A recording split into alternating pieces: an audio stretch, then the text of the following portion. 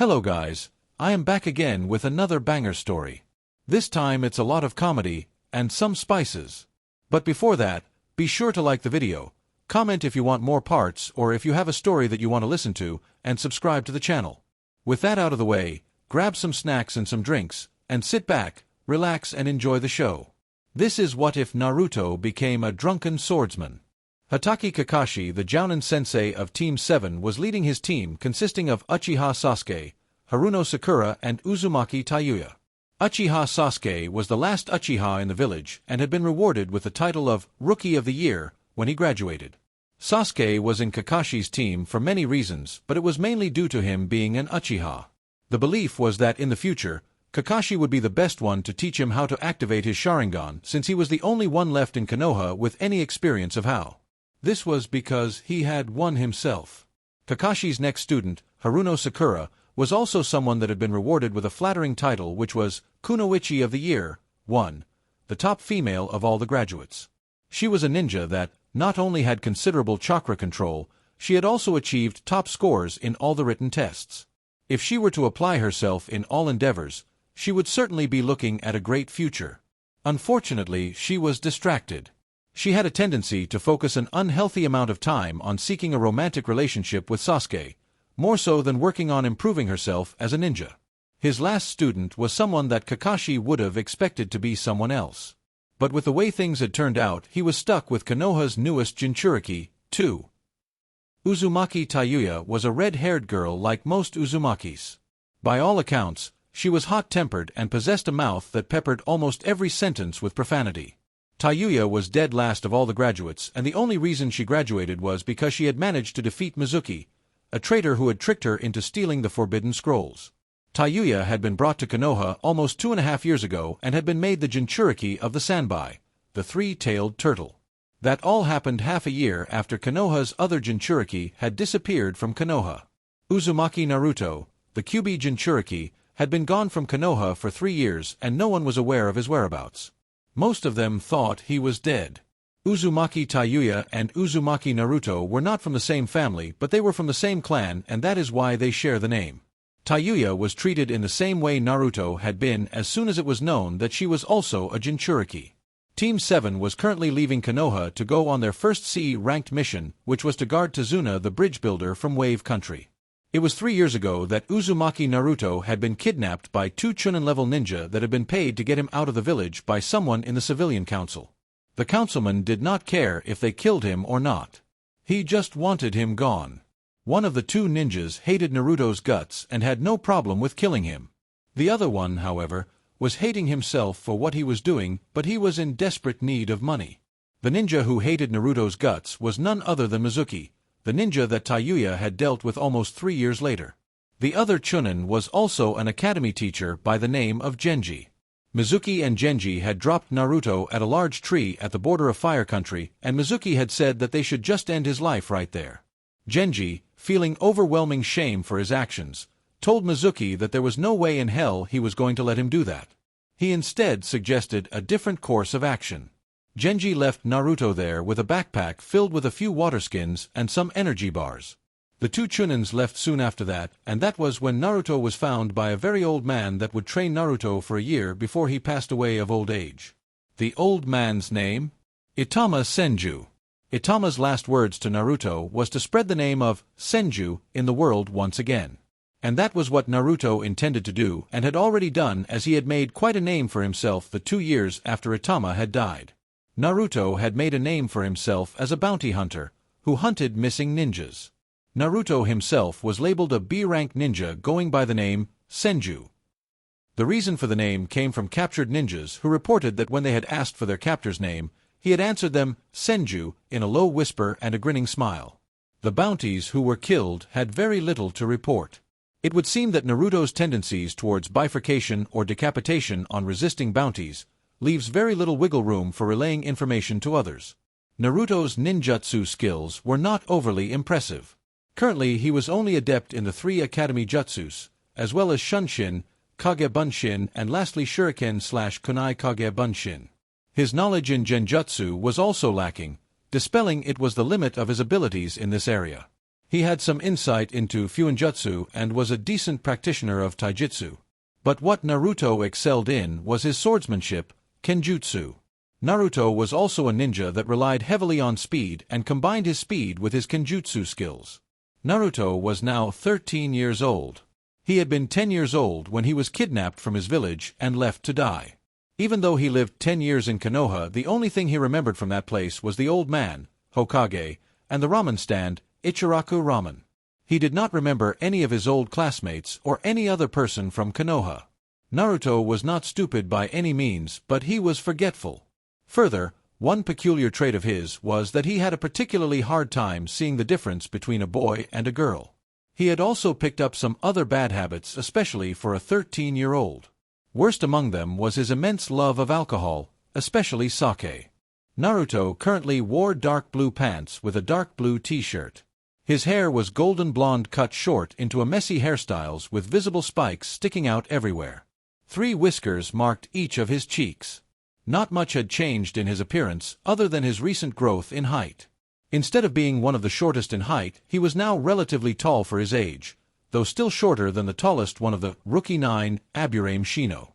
Still, he was about as tall as the second tallest, naruXikamaru. Naruto was currently in Wave Country looking for his next bounty one Momochi Zabuza. His target was an A-ranked missing nin. Zabuza would probably not be an easy bounty to acquire, but Naruto was in serious need of money as he had wasted all his cash on sake and ramen. Admittedly, it was worth it. Just as Naruto thought of all the sake and ramen he could buy once he had cashed in his new target, he had found the target. The target was not alone, however, as it seemed he was currently battling a squad from Konoha. Naruto saw 3 younger individuals that he thought were boys roughly his age. They were guarding an older-looking man dressed in Konoha-styled ninja gear. What a bunch of freaks, those boys have no style, Naruto thought to himself. He did not appreciate the tight-fitting clothes the 2 long-haired skinny boys wore, nor the duck-ass hairstyle of the not-so-ridiculously clothed boy. He quickly shook off his distaste of the 3 retards and instead glared at who must be their jounin sensei as he noticed the sharingan in his right eye. An uchiha, Naruto thought angrily as he sat hidden in a tree watching over the battle. What Naruto did not know was that his anger was causing some of the Kyuubi's chakra to leak from the seal, something that any jounin ninja would be able to sense. Down on the battlefield, Kakashi had just tried to calm his students by shouting, "Relax. I will not let any of my comrades die," when suddenly he noticed a sizable chakra source emanating from the surrounding forest. This malicious chakra felt familiar to him, however, as he had and sensed it 13 years ago during the Kyuubi's attack. Zabuza had also sensed the peculiar chakra and asked, "More of your runts, Kakashi?" Before Kakashi could answer, both Zabuza and Kakashi had jumped back to dodge a sudden incoming attack. The attacker had used Shunshin to appear right behind Kakashi, and his sword would have pierced Kakashi's heart if he had not moved. "Who are you?" Zabuza asked, since it was obvious he was not on Kakashi's side after all. Naruto raised an eyebrow at Zabuza and said, "You're just a bounty, shut your mouth." Zabuza, exasperated, glared at him. "What did you say?" Naruto ignored Zabuza for the moment and focused on Kakashi, who was standing there with his jaw dropped as he saw Naruto. "Prepare to die, Uchiha," Naruto said as he once again used Shunshin to quickly appear next to Kakashi and then drew his sword and attempted to slice Kakashi in half by performing the Kenjutsu technique, Shurshur Sun Sun, Draw and Resheath technique, Lion Song. Something was certainly cut in half, but it was not Kakashi. The copy ninja had used the replacement technique to replace himself with wooden logs. Kyuso. 3. Naruto swore and turned around to look at Kakashi, who was now standing in front of his students protectively. "You are one interesting brat," Zabuza asserted with a deep-sounding cackle. All of the Konoha ninjas could now see Naruto without a problem, and all of them recognized him somewhat, with the exception of Tayuya. Sasuke knew he had seen this guy somewhere, but he could not remember where. Sakura remembered him also, how could she not? This was the guy that was dead last in the academy and had a huge crush on her. He had, to Sakura's great annoyance, done everything to let everyone know about it. "I told you to shut your mouth, bounty," Naruto snapped at Zabuza. "So you are after my bounty? Get lost, kid, you are out of your league here," Zabuza retorted. "Out of my league?" Naruto asked with obvious disdain. With a laugh, he answered, "We will see about that later." He then focused on Kakashi again. "For now I will deal with the Uchiha, then I will deal with you, Bounty." Kakashi got out of his shock and said, "What is your name, stranger?" Naruto grinned. "Senju," he answered in a low voice that caused both Zabuza's and Kakashi's eyes to widen as they knew about the rumors of the bounty hunter with that name. "No," Kakashi said. "Your real name." Naruto ignored him and bit his thumb, chanting, "Kuchiyos no Jutsu." Summoning Technique. The technique summoned a large purple toad. Naruto jumped up on its back. "Naruto boy," the toad asked while looking around trying to find him. The toad had not noticed him jumping up on his back. "Damn it! Don't call me that!" Naruto yelled and stomped on the toad's back. "Sorry for my clumsiness," the toad said, embarrassed, and held up a wooden barrel that was almost as big as Naruto himself. "I have brought a barrel of sake that we can share." "Stop it, Gamakon!" Naruto yelled with a red face. "You are embarrassing me in front of my bounty and the Uchiha." "Forgive me," Gamakon said as he noticed that there were others around. Zabuza was getting tired of being ignored and said, "Bounty Hunter Senju and Sharingan no Kakashi, I will deal with you both at a later time," and disappeared with a shunshin. "Gamakon, you let my bounty get away." Naruto cried anime tears and stomped on the toad's back again. Gamakon looked ashamed of himself. "Forgive me for my clumsiness." "Don't mind. Just help me kill that Uchiha over there," Naruto said and pointed at Kakashi. "That is Hatake Kakashi." "He's not an Uchiha," Gamakon said. "You know him?" Naruto asked. "Yeah, somewhat." "I might be wrong though," Gamakon said and squinted his toad eyes. "No, that is him." "Explain," Naruto demanded with his eyebrow twitching. "I have fought alongside him before. He is a student of our former summoner, your old man," Gamakon said before he face-palmed. "I shouldn't have said that. Forgive me for my clumsiness." "He's a student of my useless old man?" Naruto asked. Gamakon whistled a bit and said, "I don't know what you're talking about. Anyway, I am leaving. Take this barrel, it is a gift from Boss Bunta," and disappeared in a puff of smoke. Team 7 during all that had their own conversation. "Who is that?" "I recognize him somewhat, but I am not sure if it is who I think it is," Sakura said. "The freak seems to have a problem with you, fuckface," Tayuya said to Sasuke. "HN. He is no match for an Uchiha," Sasuke answered.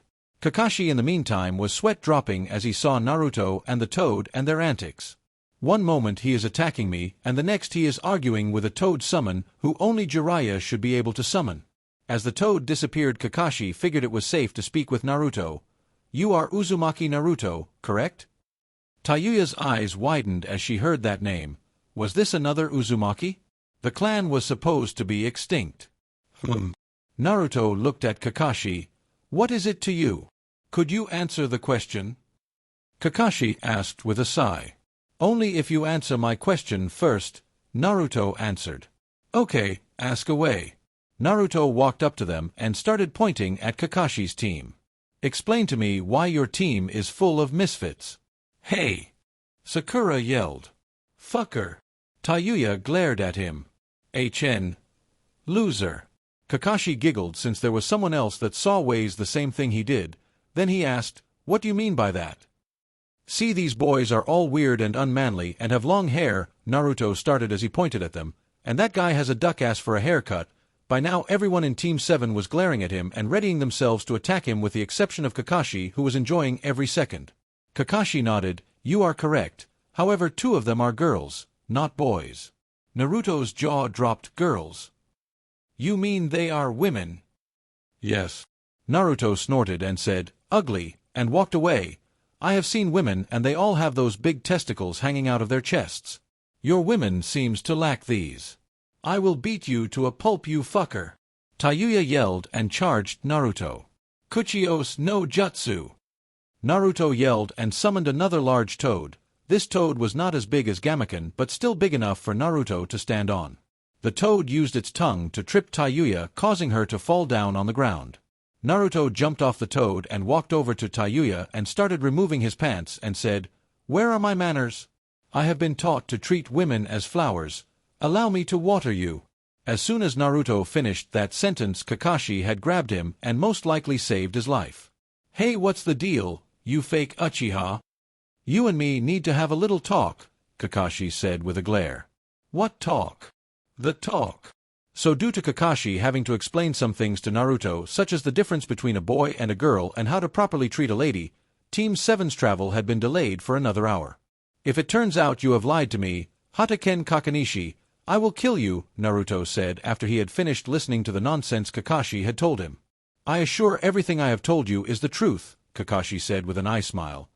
Say, Naruto, would you like to join us for this mission? There is a big chance Zabuza would turn up once again. Naruto's eyes turned into dollar signs. The bounty? Of course, I will join you. Great. Also, my name is Kakashi, not Kakanishi, Kakashi said as they walked back to the others who seemed to be close to falling asleep. Whatever you say, Kakaken. Are you messing with me? Speak sense. The others' sweat dropped as they had overheard the last part of their conversation. Seeing as Naruto had still not left, Sakura decided to ask, what is he still doing here? While she pointed at Naruto.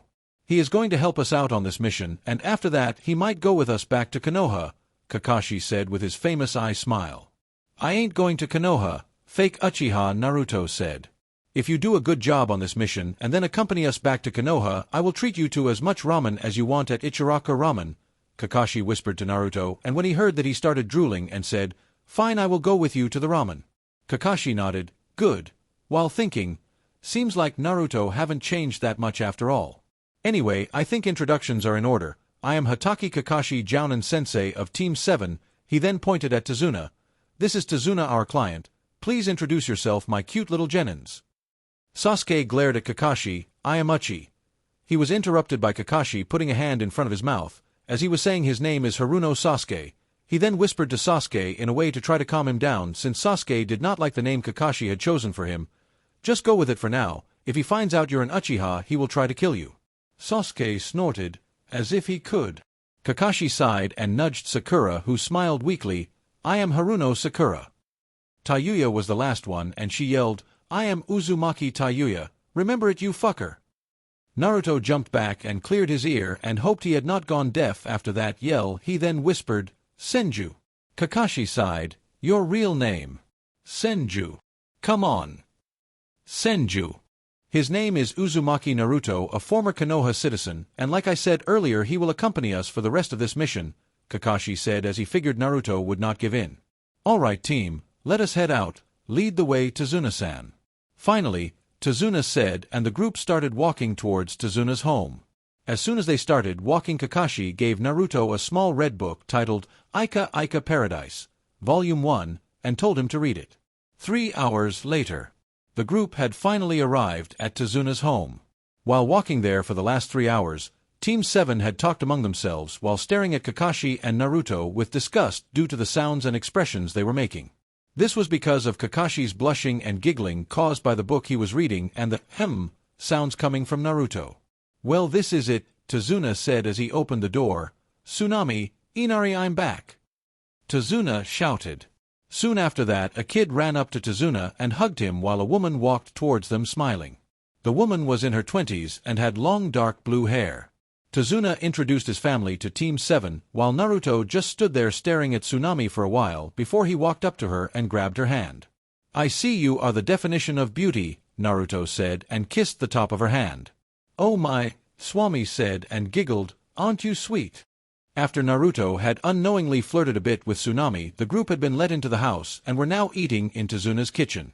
Tsunami had prepared dinner that everyone could enjoy as soon as they arrived. After eating, Naruto had noticed the stares everyone were giving him, especially Tayuya, that had been glaring at him ever since the whole watering ordeal. What do you want? Naruto asked as he was kind of tired of her glaring. Your name is Uzumaki Naruto, right? Why the fuck have I been told there are no other Uzumaki when you are a former Konoha citizen? Tayuya asked. Senju, Naruto whispered and then stood up and said, I need to take piss, and walked towards the bathroom. As soon as Naruto left the kitchen, they heard someone knocking on the door from outside. Kakashi went and opened the door and was greeted by a small toad that gave him small piece of paper before disappearing in a puff of smoke. On the paper it said, The old geezer is catching up, but you are still a few days ahead of him.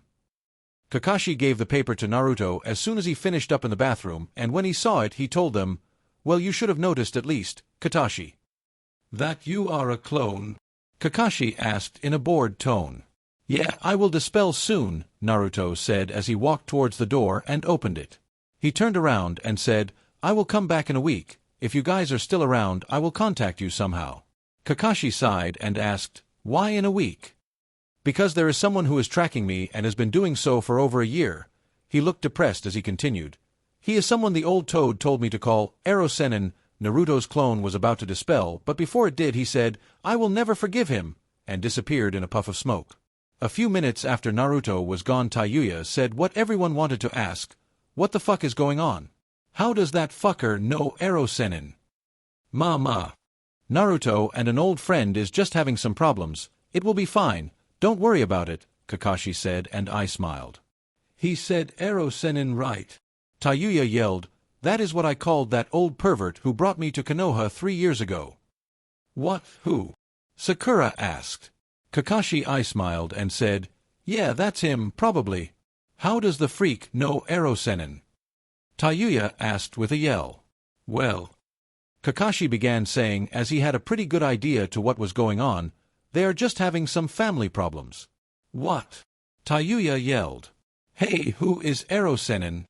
Sakura asked. "Ahaha. Do you know who Jiraiya of the Sannin is?" Kakashi asked. "Of course, he is the teammate of Tsunade-sama and Orochimaru the traitor," Sakura answered like a good bookworm. Kakashi I smiled once again and said, "Yeah, well, they are family. Kind of. With Naruto. Erosenin, I will fucking kill you for what you did someday." Naruto thought as he ran at top speed, trying to get as far away from Wave Country as possible using chakra to boost his speed. He remembered his first meeting with Jiraiya as he ran. Flashback. In a small village where travelers would often stop by to either enjoy the hot springs or the casinos was where Naruto had ended up and decided to rest. He was going to try out one of those hot springs when he saw an old man with long white hair sitting in a tree above one of the springs. The old man was giggling and blushing and writing down stuff in small notebook. This had Naruto curious, so he climbed the tree and sat down next to the old man. The first thing Naruto saw was 2 grown-up men that was currently taking a bath in the hot springs. He quickly noticed that these men were odd. They both had 2 big testicles hanging out of their chests and pretty faces. Something like this was not normal, and he was curious to figure out what was wrong with them. The old man finally spoke to him. "What do you want, brat? Get lost." Naruto ignored that and instead pointed at the 2 women and asked, "What are those things?" "Huh," Jiraiya said, staring at the boy before looking back at the women. "Those are the finest titties in the elemental nations." Jiraiya then laughed in the way of the pervert. "If Tsuheim found out about this, she would kill me." "Tsuheim. Titties?" Naruto asked as he wrote it down, since he planned to go over all the details later and figure this out. It seemed like that perverted laugh of Jiraiya's had gotten the attention of the 2 women. Both of them had now jumped out of the springs and stood under the tree looking up at Naruto, only wearing white towels. Jiraiya, of course, had quickly disappeared as soon as he noticed any movement within the springs. The next thing to happen was Naruto getting beaten up for 5 minutes by the old man with the big testicles and long blonde hair. "Tsunade-sama, I think that's enough," Shizune said, feeling bad for the kid. Tsunade growled, "If I don't do this, he will never learn. Perverts never do." "Man, stop it, please," Naruto pleaded. Tsunade gawked at him. "Man, did you call me man?" while Shizune held a hand in front of her mouth in amusement. Naruto stood up and nodded. "Yeah, what about it?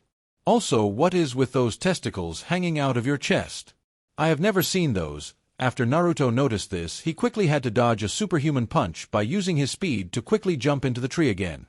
"I am a woman, you retarded brat," Tsunade yelled as Naruto disappeared in a shunshin.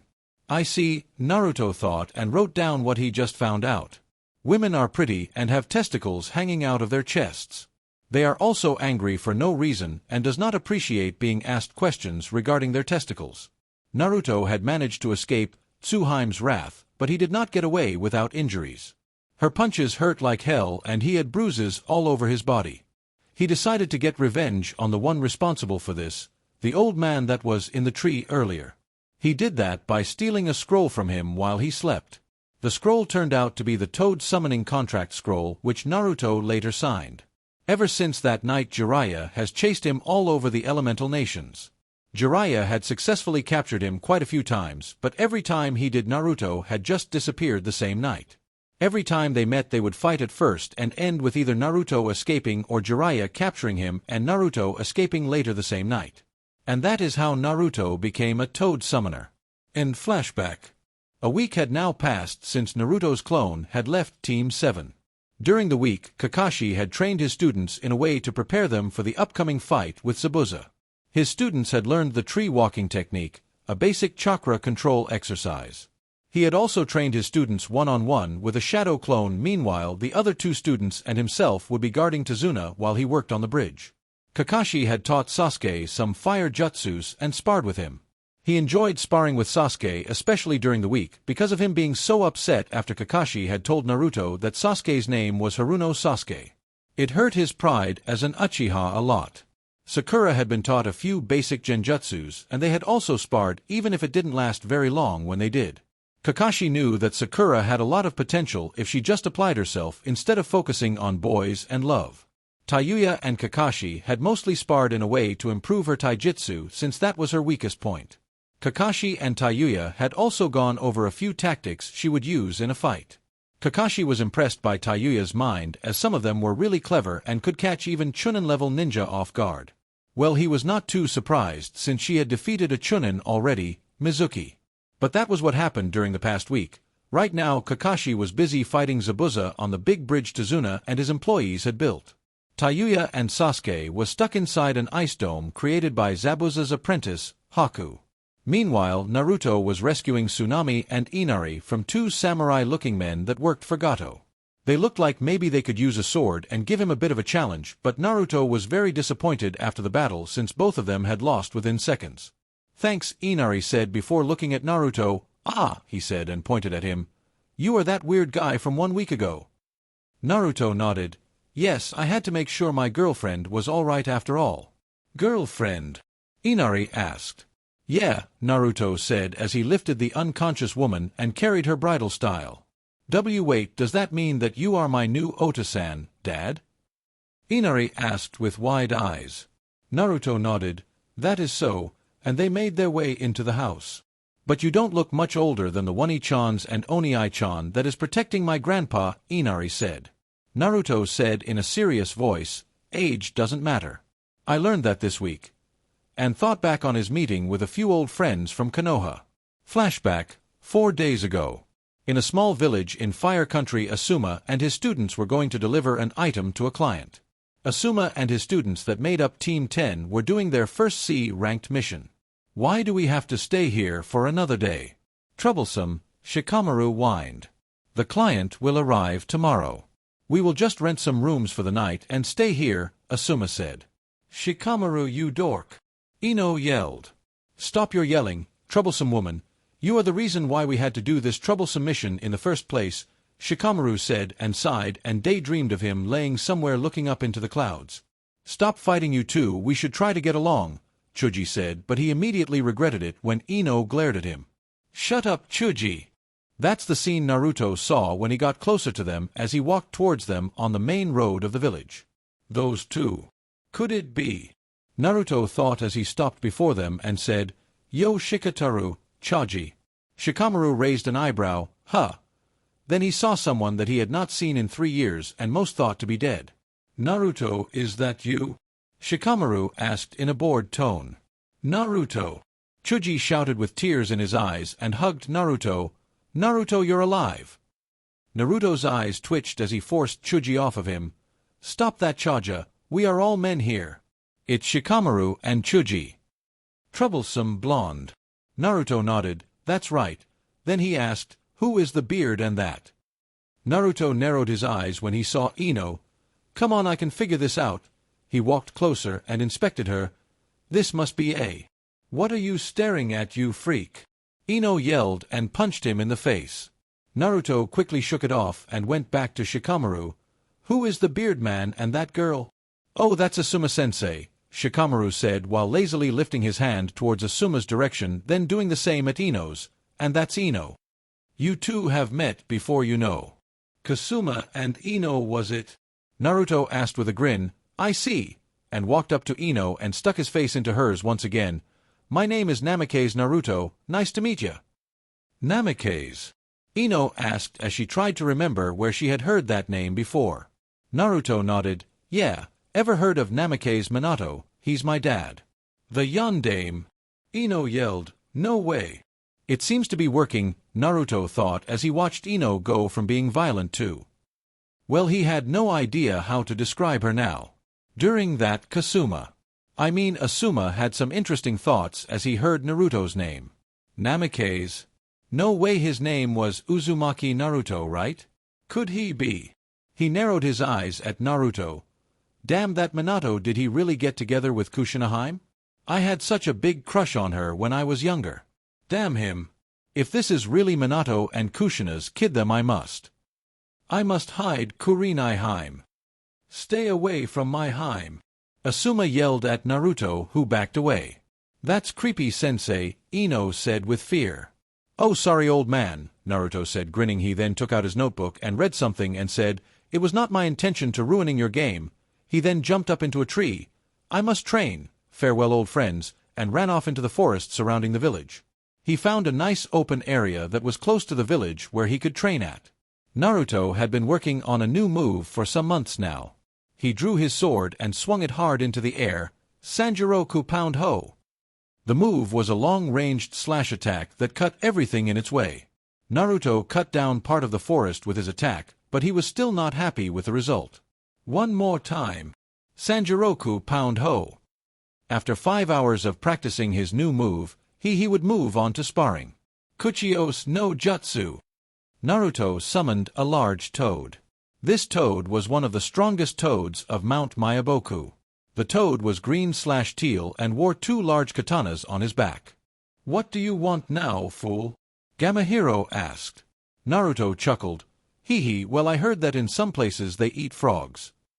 I would like to try it myself and make some frog soup. Gamahiro drew his swords. Insolent fool. I am a toad. I won't go easy on you this time. Bring it on. Naruto yelled and charged the frog. They fought for over 3 hours, and nearby in the forest someone was watching them. Gamahiro disappeared in a puff of smoke after Naruto had collapsed on the ground, most likely unconscious. Ino, who had been the one that had watched the spar, ran over to where Naruto was laying and sat down next to him. She sweat dropped as she noticed that he was still grinning even when he was unconscious. He's cute and no doubt very strong, she thought with a blush. Ino then carried Naruto back to the village and brought him to her room that they had rented. She couldn't just leave him out there in the forest after all.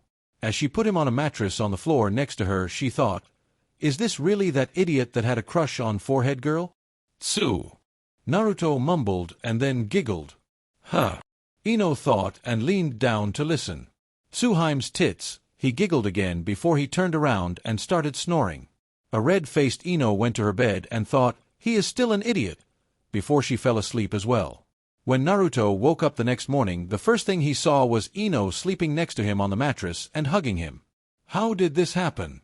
I don't remember going to sleep here. A light bulb lit above Naruto's head. I see this one of those blackout one-night stands.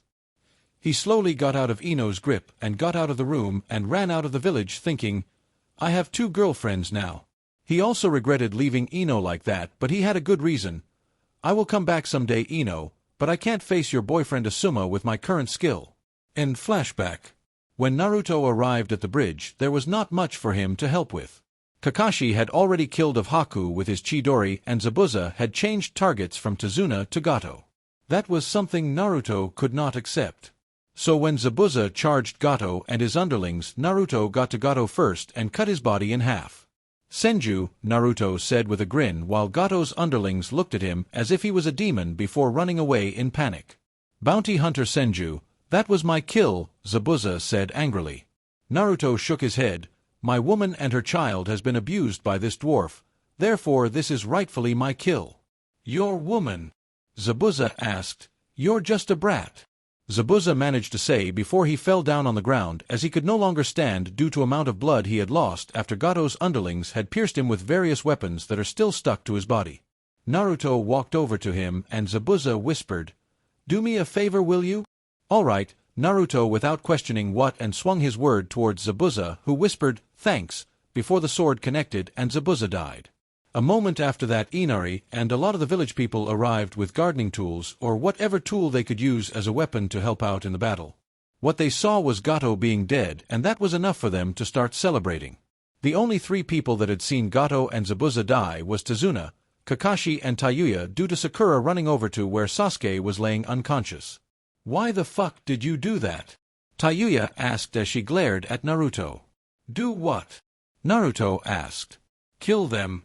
Like they were fucking bugs." Taiyuya yelled. "Gato had to die. Zabuza asked me to kill him," Naruto answered in a calm tone. "Why are you so upset about this anyway? You are a ninja, right?" "Fuck you. You did not have to kill them." "Mama, Taiyuya, calm down," Kakashi said in a serious tone as he walked over to her and put a hand on her shoulder. "Naruto did nothing wrong." Taiyuya kept yelling about how Naruto did not have to kill them, which led to Kakashi having to explain that this was what ninjas had to do and the hardships of being a ninja. Taiyuya just shouted about how she would change things once she became Hokage while Naruto had left the scene. Something about Taiyuya bothered him. It might had something to do with a dream he had recently. Naruto walked slowly towards Inari and the others when Taiyuya yelled, "Where the fuck are you going?" "To see my girlfriend," Naruto answered. Taiyuya glared at him while Kakashi asked, "You have a girlfriend?" Naruto shook his head. "I have two." Kakashi ran up to Naruto and hugged him. "You are the student I always wanted." Naruto stared up into Kakashi's eyes. "Katashi." Things got weird to the onlookers as they were now standing at a beach and then sun was going down. "Naruto." Kakashi hugged him with tears falling from his eyes. "Haramaki." "Naruto." "Takashi." "Kai," both Sakura and Taiyuya said at the same time, trying to break the disgusting genjutsu. Naruto was confused himself as to what was happening. Why was Kakashi this happy with him having two girlfriends? He unsealed his gigantic sake barrel that he had received from Gamaken last week and stuck his head into it and chugged half of its contents. A funny sight for the others as Naruto's legs was the only thing sticking out of the barrel. It looked as if he was trying to drown himself. Naruto got out of the barrel and burped. That hit the spot. How is that possible? Kakashi thought as he saw Naruto drink half of the barrel's contents within a few seconds in that position. "So anyway, fake Uchiha," Naruto started as he wobbled around. "I have a problem with you." "Oh really? What problem?" Kakashi asked. Naruto grabbed an Ika book from his pocket and said, "This book has been good to me. The information I have gotten from it has been correct so far." However, he now grabbed his sword and pointed it at Kakashi. "The author of this book is no other than Senju. You tricked me, deceived me, and you cannot be trusted." "That is not the only thing they are lying about." Naruto heard a deep cold inside his head. "Thought we weren't talking," Naruto answered inwardly. "We aren't. But know that they are keeping two secrets from you. You cannot trust them," Kurama said. "Secrets, trust. And that is coming from you." "I had no intention of deceiving you, Naruto," Kakashi said. "No matter," Naruto said with his eyes closed. "You shall die anyway." Naruto wobbled towards Kakashi swinging his sword. I assure you that I wasn't trying to trick you," Kakashi said. "No excuses. Just die," Naruto said, and Kakashi sighed as he prepared for another fight. Just as Naruto got close enough to try and hit Kakashi with his sword, he saw a tall man with long hair sneak up behind Naruto. Naruto's eyes widened for a second before he fell down on the ground unconscious as Jiraiya had hit him in the back of the head. "Jiraiya-sama?" Kakashi asked, surprised to see him here, while Taiyuya pointed at him with her eyes twitching. "Ero-sennin." Yeah, it's me, the great Jiraiya. Get over it," Jiraiya said as threw Naruto over his shoulder. "Where are you guys staying?" "This little bastard needs to rest," Jiraiya said, talking about Naruto. 10 hours later, Tazuna's house. Naruto woke up and the first thing he felt was pain. He had the worst headache, which means he must have partied hard last night. Considering there was a woman next to him in the bed that hugged him in her sleep, Naruto was convinced he had done something right last night. Tsunami had allowed Naruto to stay in her bed to look after him. She had not planned of falling asleep herself on the bed next to him. The hugging she did unconsciously in her sleep. When Naruto was about to sit up in the bed, Tsunami woke up and mumbled, "Naruto-kun." And when she opened her eyes, the first thing she saw was some fat, ugly creature sitting at the door staring at them. "Eep!" Tsunami screeched and hid under the cover. Naruto noticed the creature as well. It was a small toad, but it was very fat and ugly with lots of scars and long black hair. "Frog," Naruto said as he stood up and walked over to the toad. "Ribbit," the toad answered. Naruto scowled at the toad. "Are you mocking me?" "Ribbit," the toad answered again, but this time Naruto was sure he saw the toad nodding. "Tsunami," Naruto said as he turned around to look at her. "Yes," she answered, no longer hiding under the covers. "I am leaving," Naruto said with a sad look. "I don't know if or when I will be back." "What, why?" Tsunami whined. "The others are staying until the bridge is built. Why aren't you?" "I am not one of them," Naruto said. "I work solo, and also right now I must get away from someone." "Who?" "Him," Naruto said and pointed at the ugly fat toad. "That thing?" Tsunami asked. "What?"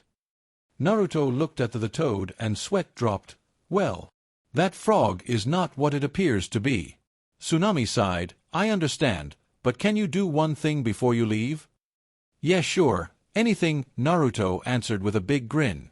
What, Tsunami asked Naruto, and what happened afterward had the toad disappear in a puff of smoke, and Jiraiya appeared when the smoke cleared. Tsunami told Naruto, who was blushing, to make sure to visit her soon and to take her out on that date he had promised her. Naruto nodded and said his goodbyes before he jumped out the window and ran for it. "Erosenin, you will pay for this," Naruto thought. Jiraiya had ruined what could have been a wonderful 1 or 2 weeks with Tsunami. He could have stayed and tried to endure Jiraiya being there, but the risk was too high. Jiraiya always wanted something from him. If it was not the summoning scroll, which Jiraiya had already taken back when Naruto was knocked out, it was something else like money, sake, and that last thing that Naruto kept forgetting. Naruto just wanted the pervert to leave him alone. He was trouble. Naruto did not get far from Tezuna's home before Jiraiya caught up to him. "Naruto, wait!" Jiraiya yelled. "I knew it," Naruto spat. "I knew you wouldn't let me leave. What the fuck do you want?" Jiraiya grinned. "What you did in there?" "Having an older woman kiss you." Jiraiya had a perverted smile and giggled. "You are the perfect choice. You must become my apprentice." "I don't see how that—" Naruto began, but was interrupted when someone jumped down from the roof of Tezuna's house next to Jiraiya. "If what you said is true, Jiraiya-sama, then Naruto is going to be my apprentice," Kakashi said, staring down Jiraiya, challenging him. "Get lost, brat," Jiraiya said, looking at Kakashi with a disgusted expression. "We real men were having a conversation." "You are beginning to test my patience," Naruto said, glaring at them and reaching for a scroll to unseal his sword. Kakashi ignored Naruto and instead told Jiraiya, "You can have all 3 of my students. But Naruto will become my apprentice." "I told you to get lost," Jiraiya said, whipping his hand towards Kakashi as if he was trying to get rid of a fly. Just then 2 women from the town walked past the house minding their own business. They both started running and held their eyes from what they had just seen. Naruto had unsealed his sword and shunshined next to Jiraiya and Kakashi and cut of their belts, holding their pants up. After that he had ran as fast as he could and using shunshin after shunshin to get away from them, leaving them there in only their boxers. "Well played, brat," Jiraiya mumbled, reaching for his pants. Kakashi did the same and asked Jiraiya, "Think we will see him in Konoha?" Jiraiya sighed. "No way." 3 days later, Konoha. Naruto was standing just outside one of the big gates that you had to go through to enter Konoha. He had figured that he did not need Kakashi to treat him to ramen, he could just buy it himself and then be on his way again. He walked through the gate, then up to the gatekeepers who seemed to be asleep. Naruto cleared his throat, which managed to wake up one of them. Kamizuki Izumo, who had just woken up, stared at Naruto and thought, "Blue, blue, blue, blonde hair." He then hit his fellow gatekeeper Hagin Kotetsu on the head to wake him up. "What the fuck, man?" Kotetsu said, yelling, and Izumo, who just held up his finger to silence him, and then gave him a paper. The paper was a report that had gotten a few weeks back. Izumo's eyes widened as he stared at Naruto. "Your name and reason for visiting?" Kotetsu asked in a bored tone.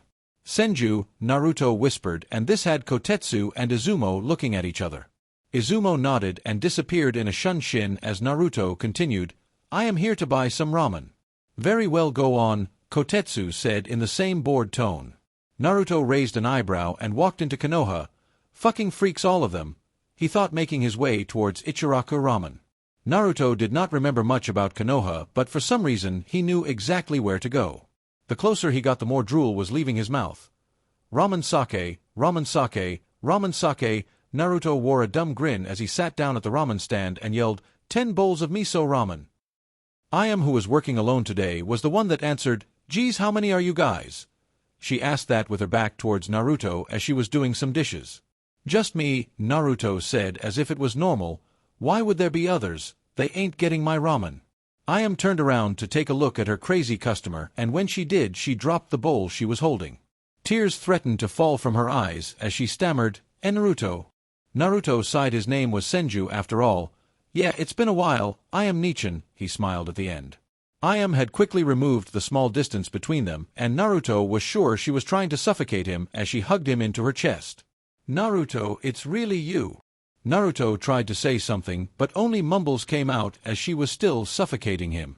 Having no other choice, Naruto quickly used the replacement technique to replace himself with a person that was hiding up on the roof on a nearby building. The person wore umbu clothes and had a mask that resembled a cat somewhat. Now Awame was instead hugging an umbu woman with purple hair into her chest while crying, Naruto, I thought you were dead. Naruto, who had sat down next to them, answered, I assure you I am not dead. Then he asked, Can I please have my ramen now? Ayam let go of the umbu and finally realized that it was not Naruto she had been hugging, so she jumped back squealing, Kaya! Pointing a finger the female umbu, What, why, when? Naruto, what did you do? Naruto grinned, I did nothing, ramen please. The umbu took of her mask and said, Well, you might as well make me a bowl as well. Okay, coming right up, Ayam said, happy that the umbu was not angry with her. Al tough, usually you have dinner before you get intimate, Yugao said with a sweet smile, teasing Ayam, who got a twitch above her eye, not liking it at all. She vowed she would get Naruto back for this. When Naruto was done eating his 10 bowls, he was about to order 10 more when Yugao stopped him. You need to come with me, Hokage-sama wants to see you, Yugao said to him, and behind her stood 3 more umbus. The what now? Naruto asked, raising his eyebrow in confusion. Yugao and her 3 umbu teammates lead Naruto to the Hokage Tower. Once they saw the building, Naruto asked, Isn't this where the old man works? Yugao nodded, It is, but you should not be disrespectful like that. Call him Hokage-sama. Are you saying the old man is the Hokage? Naruto asked and began laughing. That's the funniest thing I have heard all day. They had walked up the stairs inside the building by now and had reached the door to the Hokage's office. You may enter, Yugao said as Naruto threw the door open. Just as Naruto expected, there sat the old guy smoking his pipe and reading Ika Volume 9. Yo, old man. How's it hanging? Naruto greeted his old grandfather figure who were sitting at his desk smoking his pipe. Hiruzen smiled at Naruto and stood up. Naruto, my boy. I hear you have been causing trouble. Naruto started sweating and backed away as Hiruzen was approaching him. Trouble, he stammered. I swear whatever you have heard, it is all lies. Oh. Hiruzen had a disappointed look on his face. Then I was proud of you for no reason. That's right. Nothing you have heard is true, so don't even try to make me do your fucking chores, old man.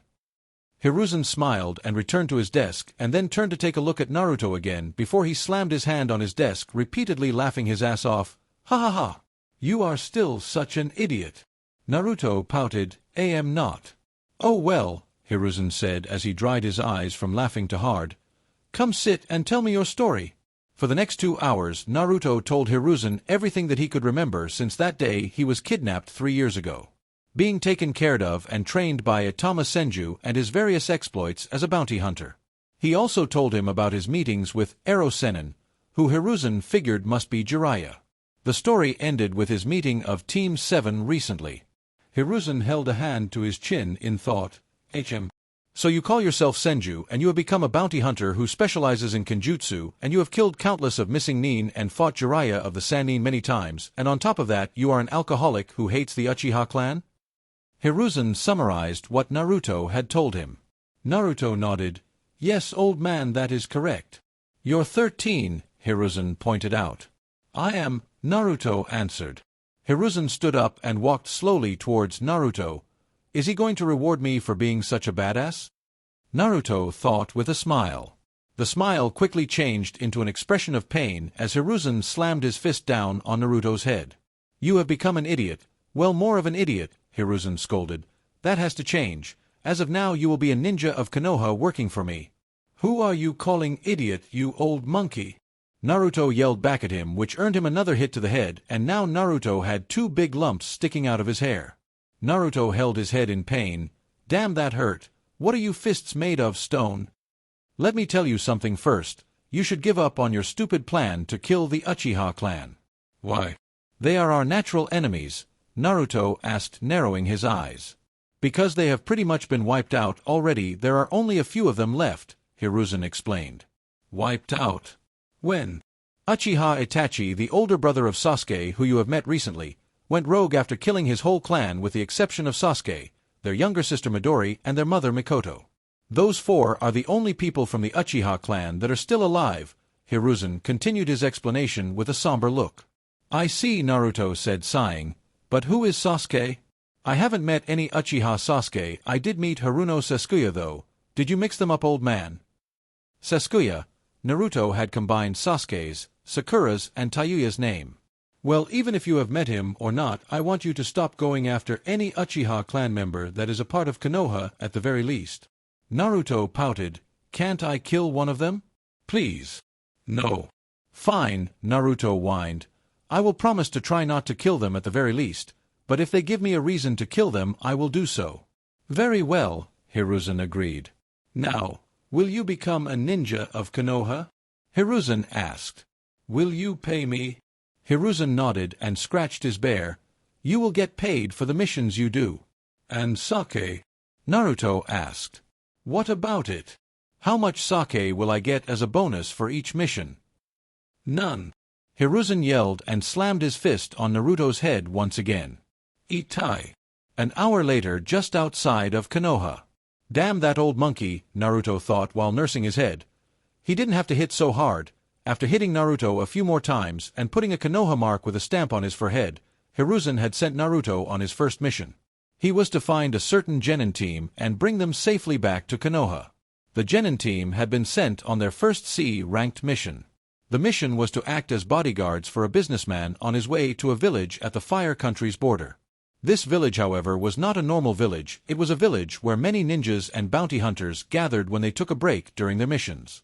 Sometimes, but very rarely, even missing nins gather there, and that is the reason why Naruto is sent to back up the genin team.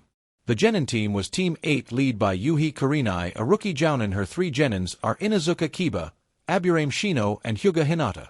3 hours quickly passed as Naruto ran towards the village at high speed. Team 8 had completed their mission and had headed out from the village an hour ago. An half hour after they had left the village, they had been attacked by ninjas from Rain Village.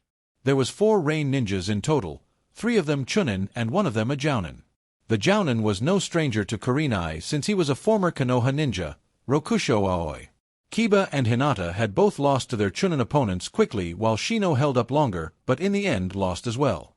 Kurenai was holding up until she was distracted by seeing all of her genins losing their battles. One of the chuunins kicked Kiba in the head while laughing, "So weak!"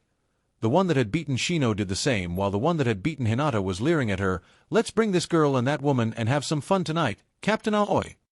"You bastards!" Kurenai yelled with blood falling out of her mouth. She was pinned to the ground by Aoi, who had took advantage of her being distracted and managed to surprise Kurenai. This was the scene that Naruto walked into.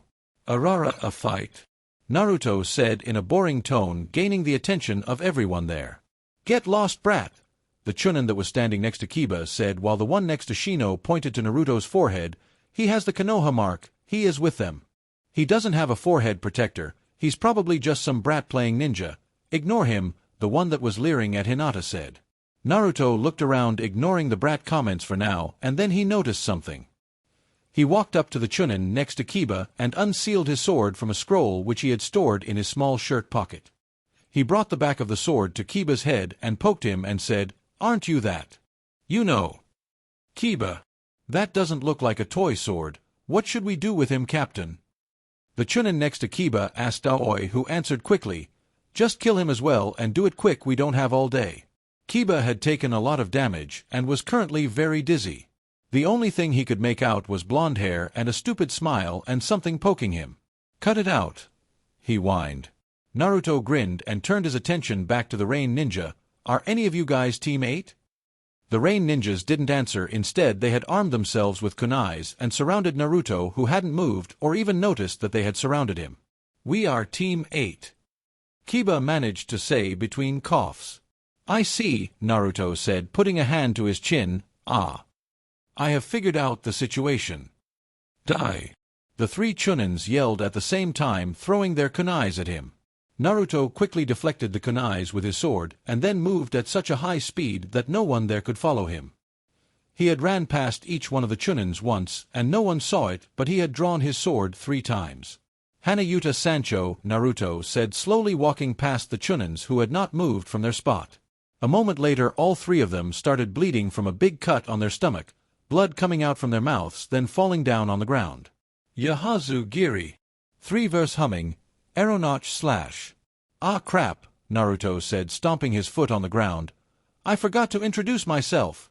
My name is Senju." "Nani?" Aoi said with wide eyes. "So that is it? You have come for my bounty then, huh?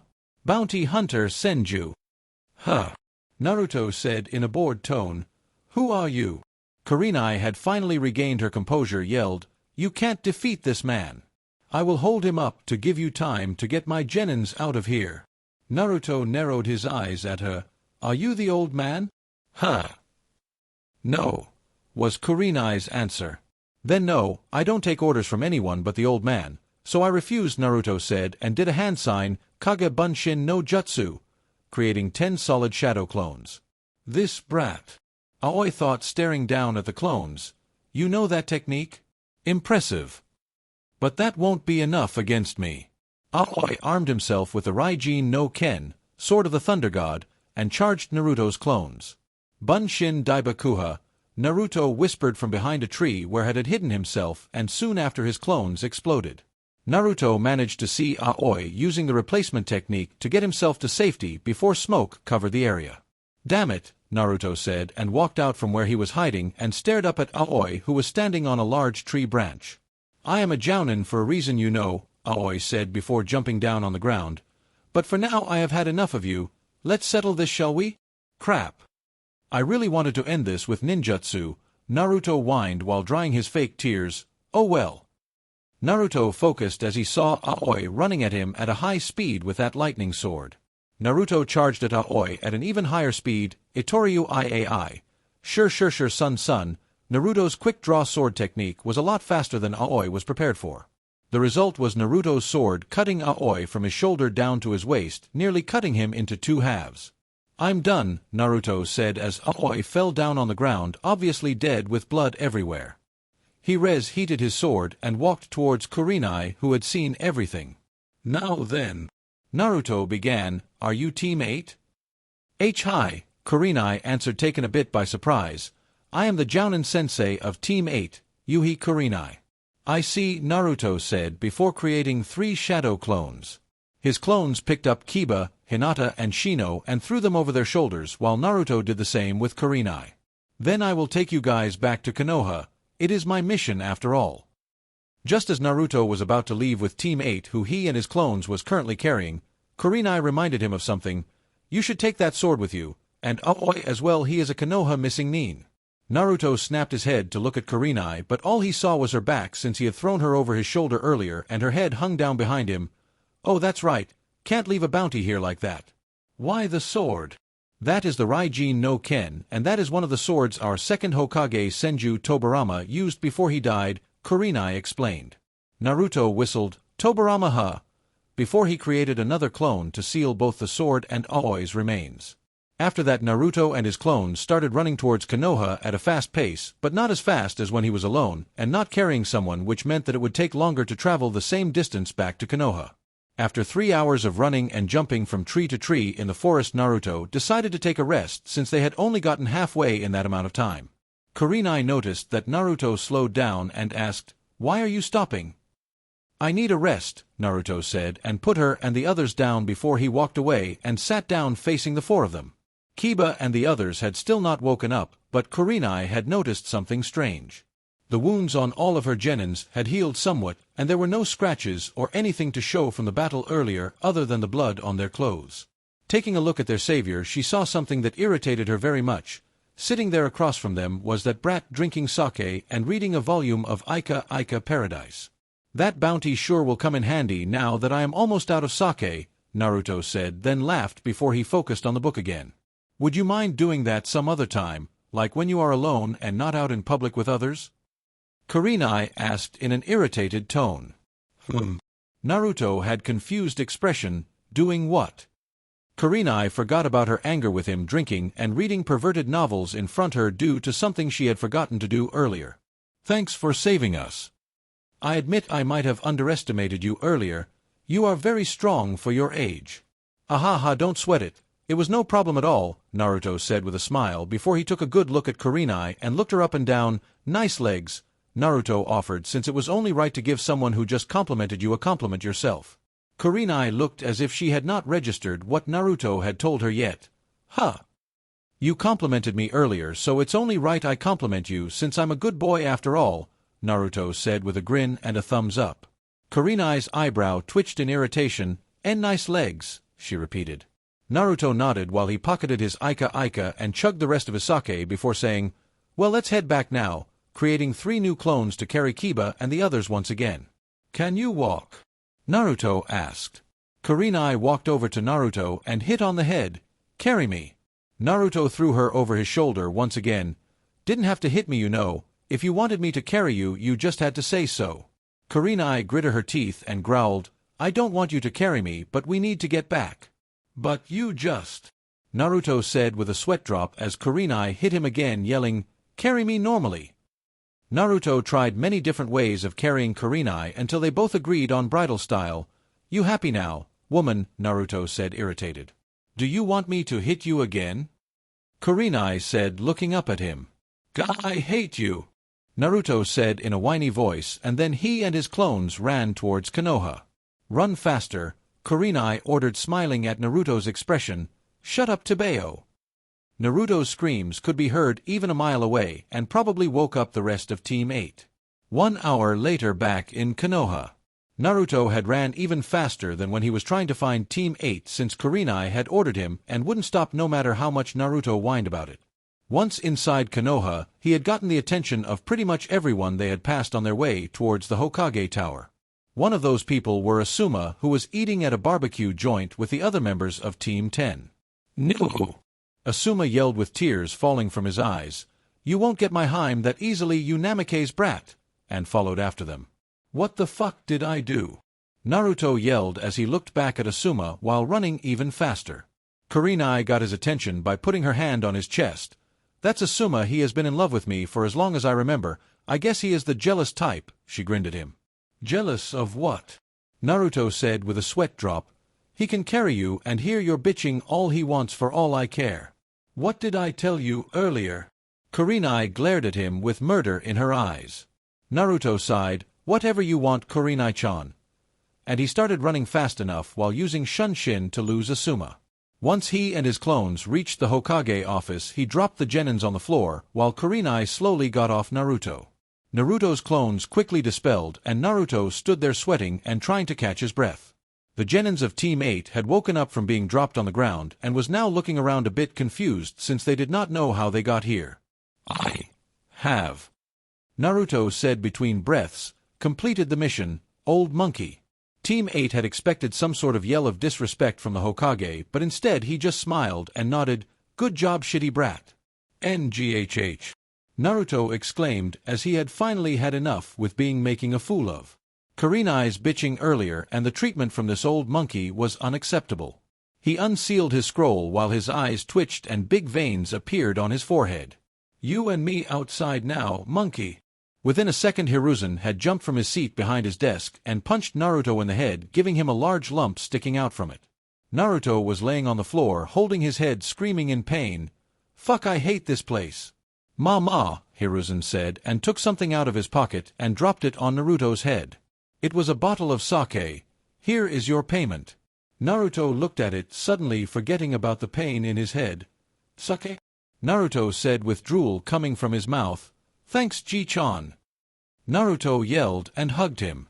All right, Hiruzen said, trying to get Naruto off of him. "You can leave now. Go get yourself some ramen or something. I need to speak with Team 8-inch. Naruto nodded and picked up his sake bottle and jumped head first out the window that was still closed, breaking the glass.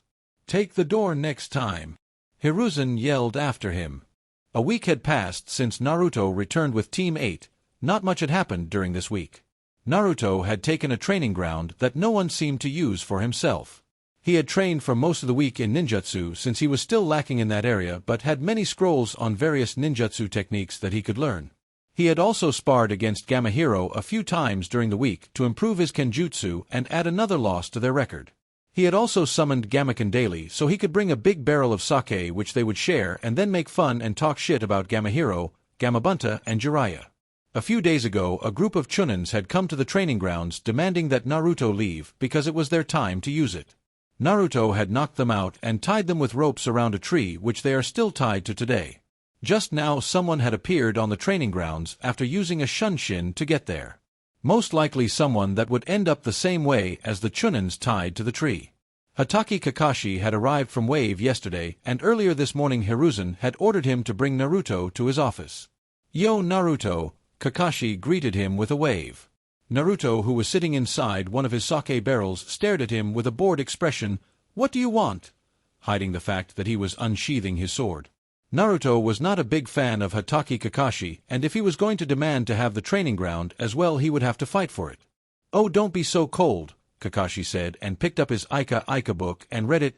"Hokage-sama wants you to go to his office." After jumping out from the barrel that he got stuck to earlier trying to drink the sake that was at the very bottom, Naruto used a shunshin to get near the Hokage tower without saying any more words to Kakashi. Naruto then jumped into the Hokage office through the window that was now open, and he saw Hiruzen sitting behind his desk reading his own Ika. Hiruzen coughed and put the book away. "You're late," Hiruzen complained. "I got here as soon as Kakashi told me. I told Kakashi to get you 5 hours ago." "I don't see how that is my fault," Naruto said, sitting down in a chair in front of Hiruzen's desk. "Guess that is to be expected when you ask Kakashi to do something," Hiruzen mumbled before he told Naruto. "You forgot to tell me about something after your mission last time." Naruto nodded, knowing what he meant, and took a scroll from his shirt's pocket and unsealed it on the desk. Out came a corpse from one missing ninja Naruto had hunted before he came to Konoha. Quickly sealing it back into the scroll after saying, "Ah, wrong one," Naruto found the right scroll and unsealed the remains of Aoi. "I don't want you to throw corpses on my desk. I want the Raijin no Ken," Hiruzen said with a sweat drop. "Why though?" Naruto asked, raising an eyebrow. "I found it, not you, so it is mine now." Hiruzen sighed. "So you have it then?" Naruto nodded as Hiruzen continued. "Good, that is all I wanted to know. Don't lose it." "Yeah," Naruto said before his expression went sour. "You know, someone had trifled with the contents of that sake bottle you gave me." "Oh, how so?" Hiruzen said, smiling. "There was no sake in it, just milk. Tasted like shit," Naruto said. Hiruzen nodded. "That's right, you are brat, and brats should drink milk." "So it was you," Naruto said with a glare. "I should beat you up." "Ah, that sounds fun," Hiruzen said boringly. "But before that I need you to shut up for a minute and listen." "I'm listening, monkey." "Why you? I don't have all day." With another sigh, Hiruzen began talking about how he wanted Naruto to become a Konoha genin. He told Naruto that he was disappointed in his generation since none of them were even close to the prodigies of earlier generations such as Minato, Kakashi, and Itachi. Apparently, there was a chuunin exams coming up in 4 months that would be held in Konoha, and he wanted Naruto to take a part of that with a team. He explained that Konoha has been known for a long time as the strongest of the 5 big ninja villages, and he would like it to stay that way. "But there is one problem. I have one suitable member for your new genin team, but I can't find the last one," Hiruzen explained. Naruto scratched his chin in thought. I could summon Gamakichi and have him act as a third member. I assume that is one of your toad friends? Hiruzen asked. Naruto nodded and Hiruzen sighed once again. No, it must be a human. Well, what the fuck, old man? Naruto said, I don't know any people in this village. Finding a third member is your job. I know, Hiruzen said. But you agree to it then? Yeah, Naruto said boringly. Can I go now? Yes, Hiruzen said before he remembered something that he had thought on earlier. By the way, why are you living out on that training field instead of at your apartment? Apartment? I have an apartment. Naruto asked. Of course you have. Hiruzen yelled and pointed out the window. Your old apartment is still yours. I have paid the rent for you the 3 years you have been gone and also had people to clean the place from time to time. Naruto looked at the apartment and smiled. Really, old man? You're a good guy after all. Hiruzen mumbled something as he tried to find his pipe and Ika before saying, Get lost. See ya, monkey. Naruto yelled laughing as he jumped through one of the closed windows and broke another one, but just before that he had thrown 3 scrolls to Hiruzen containing Aoi and 2 other missing nin. Naruto's next stop would be Ichiraku Ramen for some ramen and sake. While jumping the rooftops, he saw an odd group of people walking down one of the village roads. There was 8 people around his age, and all of them he had met recently. It was 8 out of the rookie 9. The only one missing was Taiyuya. But saying hello to them was not as important as filling his empty stomach with ramen. At Ichiraku's. Why isn't this place flocked with people? Naruto thought, seeing how the Ichiraku ramen place was empty once again. This was the best food in the world after all. Nothing beat it, and what was best was that they served sake as well. Naruto walked into the stand and sat down. 5 bowls of miso ramen, old man. Who you calling old man? Tucci said, pulling up his arm sleeves as he turned around. Naruto, is that you? He asked, a bit surprised, since this was the first time seeing him in 3 years. He was not as surprised as I am had been, however, since she had told him that Naruto was back. Yeah, old man, it's me. Throw me 5 bowls of miso ramen and a bottle of sake, Naruto said cheerfully. Tucci laughed. 5 bowls of miso ramen coming up. As for the sake, Tucci pointed to the wall behind him where a poster had been placed. On it was a picture of Naruto, and under it was written with big letters, Not allowed to buy sake, signed Sarutobi Hiruzen. God damn it, Naruto yelled. That fucking monkey! Naruto slammed his fist down on the counter. He quickly forgot about his anger as Tucci had placed his 5 bowls in front of him as he buried his face within the bowl, and before Tucci could find time to turn around and start on the dishes, Naruto had emptied his first bowl. I'm gonna need 5 more bowls after this, Naruto said, looking up from his second bowl for a second before he devoured it as well. Uzumaki Taiyuya had just arrived at Ichiraku, and the first thing she did was sat down and ordered a bowl of chicken ramen. She had not bothered to take a glimpse to her left to notice that Naruto was here as well. But the sounds Naruto was making as he emptied bowl after bowl in record times was starting to annoy her. This is the best food ever, Naruto said as tears almost fell from his eye. Tucci nodded. It is, isn't it? He said as he gave Taiyuya what she had ordered earlier. Naruto got his face out of his 5th bowl and stared at Taiyuya with ramen hanging out his mouth. That is. Wasn't she that? Forget it, he thought, and emptied the 5th bowl in a second. Tucci, being a chef with good timing, had just placed the other 5 he had ordered in front of him, so Naruto naturally found a new place to bury his face. Taiyuya had enough with the sounds. Who was this pig that was sitting next to her? She thought as she looked to her left. She immediately recognized him as the guy her team had ran into their mission.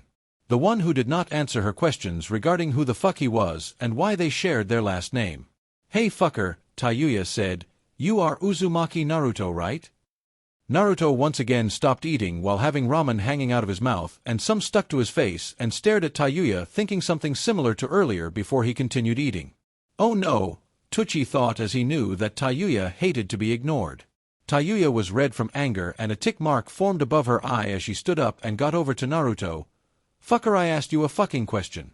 Naruto, who still had 3 more bowls to finish, took them all and threw the contents into his mouth and swallowed it all. He then patted his stomach and breathed. That was some good food, thanks old man, he said, and paid for 10 bowls. He then walked out of the stand without a word. Taiyuya quickly paid for her meal as well and then ran after him ready to open a can of woopass. Naruto was going to check out his old apartment, maybe get some sleep in a bed for once. He had taken the same road that he had seen the Rookie 9 on earlier, since that road led to the building his apartment was a part of. The Rookie 9 were currently watching something of a scene that one member of their group had caused. Uchiha Sasuke was currently scolding his little sister Midori, who had seen them and told Sasuke that their mother wanted to talk with about the mission he had returned from recently. Sasuke had told Midori to go away and not bother him when he was with his ninja colleagues. This had angered Midori since she saw herself as a better ninja than Sasuke, even though she had not graduated the academy yet. Midori was 1 year younger than Sasuke and the rest of the Rookie 9, making her 12 years old. Midori was about as tall as Hinata, who was the shortest of the Rookie 9. Her hair was a messy dark blue, almost black, and it reached down to her shoulders. She had cute face and big red eyes. She wore a black jumpsuit with the Uchiha fan on the back of her shirt. And, if you have seen School Rumble, imagine that she looks like Tsukamoto Yakumo. If you haven't seen it, you could Google it.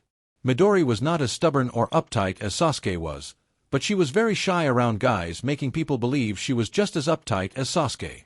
She was also very strong for her age, and would probably give most of the Rookie 9 a good fight. Midori had a rivalry with Sasuke, and that was why they were fighting in the middle of the road, even though she was usually so shy. So I am not allowed to speak to you while you're with your friends, just because I am not an official ninja yet. Midori growled at him. HN. Sasuke answered with a smirk that Sakura thought made him look so cool. Sakura had another thing on her mind, something Ino had told her earlier. Ino had told her that she could have Sasuke because she had found someone better and much cooler. Sakura was just about to question who that was when Naruto with Taiyuya on his tails walked into the scene. Everyone stopped what they were doing and stared at him as he walked with his nose deep down into a volume of Ika Ika. Naruto looked up from the book for a second and nodded towards Kiba, Yo Kiba, then Shikamaru and Chuji, Shikuji, and then jumped as he dodged a low kick coming from Taiyuya. He walked past them like that without another word while Taiyuya had stopped due to someone glaring at her. It's Shikamaru and Chuji. Troublesome, Shikamaru mumbled. What is it, Ino? Taiyuya asked the glaring girl with her own glare. What are you doing with Naruto? Ino asked in an angry tone. Taiyuya got even angrier at that. I am trying to kick the fucker's ass. Stay away from him. Ino yelled and got ready to defend her new love interest. Sakura had seemed to put it together as she now had her jaw dropped on the ground in shock. Ino's in love with Naruto, she thought. Naruto, who had walked far enough that he could not hear them, turned around and looked at Midori, then Sasuke. Sasuke had his back to him, and he saw the Uchiha fan on his shirt. Oh, so that was what you meant, Fox. Naruto spoke inwardly towards Kurama, referring to something Kurama had told him after the events at the bridge in Wave. One of the things Team 7 had lied about Naruto was about Sasuke not being an Uchiha, and in that way saved his life. Just as he was about to continue towards his house, he noticed someone jumping down from a rooftop and was now standing behind him. He knew who this person was, and it irritated him. Why did he have to see her so soon? She was the devil. Kurenai smiled and poked Naruto on the shoulder to get his attention. Before Naruto could tell her to go to hell, he had to dodge a kick to the head coming from none other than Sarutobi Asuma. He had bent down and dodged it, and Asuma had landed on his feet and turned around and faced him. I told you to stay away from her, Asuma growled. I keep asking you, Amusa, what the hell have I done? Naruto yelled back, and the two of them had gained everyone's attention nearby, including the Rookie 9 and Midori. I warned you and told you not to try anything with my Harem, Asuma said, slowly closing the distance between them and gripping his fist. Your Harem? Naruto asked, but I haven't seen her since that night, and she's over there, he said, pointing at Ino. Kurenai laughed at that due to the red face of Asuma, who yelled back with his finger pointed at Kurenai. That is my Harem. Ino is just my brat of a student. Naruto scratched the back of his head and laughed. So what is the problem then? Asuma, Kurenai said, gaining his attention. You and me are not dating. But Kurenai, Asuma whined. And stop making a fool of yourself in front of all the students, she said as Asuma saw who was just there. But Kurenai, please tell me that you are not, Asuma pleaded, but Kurenai interrupted him. Go away, Asuma. Asuma gave up for this time and walked away with one single thought, she won't deny it. Like a light bulb going, Naruto had realized what was going on. Is that guy a retard or something? Who would be interested in someone like you? What was that? Kurenai responded, quickly cracking her knuckles. You think you can take me? Naruto said, unsheathing his sword. I won't go easy on you just because you're a woman. Kurenai's eyebrow twitched and she smiled in a way that looked really forced. Just because I am a woman? Yeah, I don't like fighting women, Naruto answered, then mumbled, I have a bad history with fighting women. He might be referring to that time one of the Sanins beat him up. Or that other time when he was caught again doing the same thing.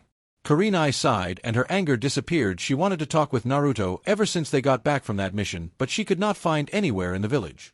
I was just going to thank you again for saving us on that mission.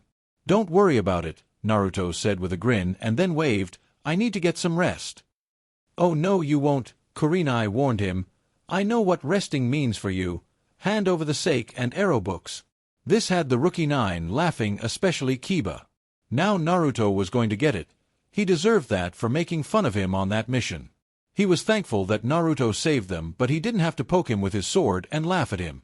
You have a wild imagination, Kurenai-san, Naruto said in a bored tone before doing the signs for a shunshin.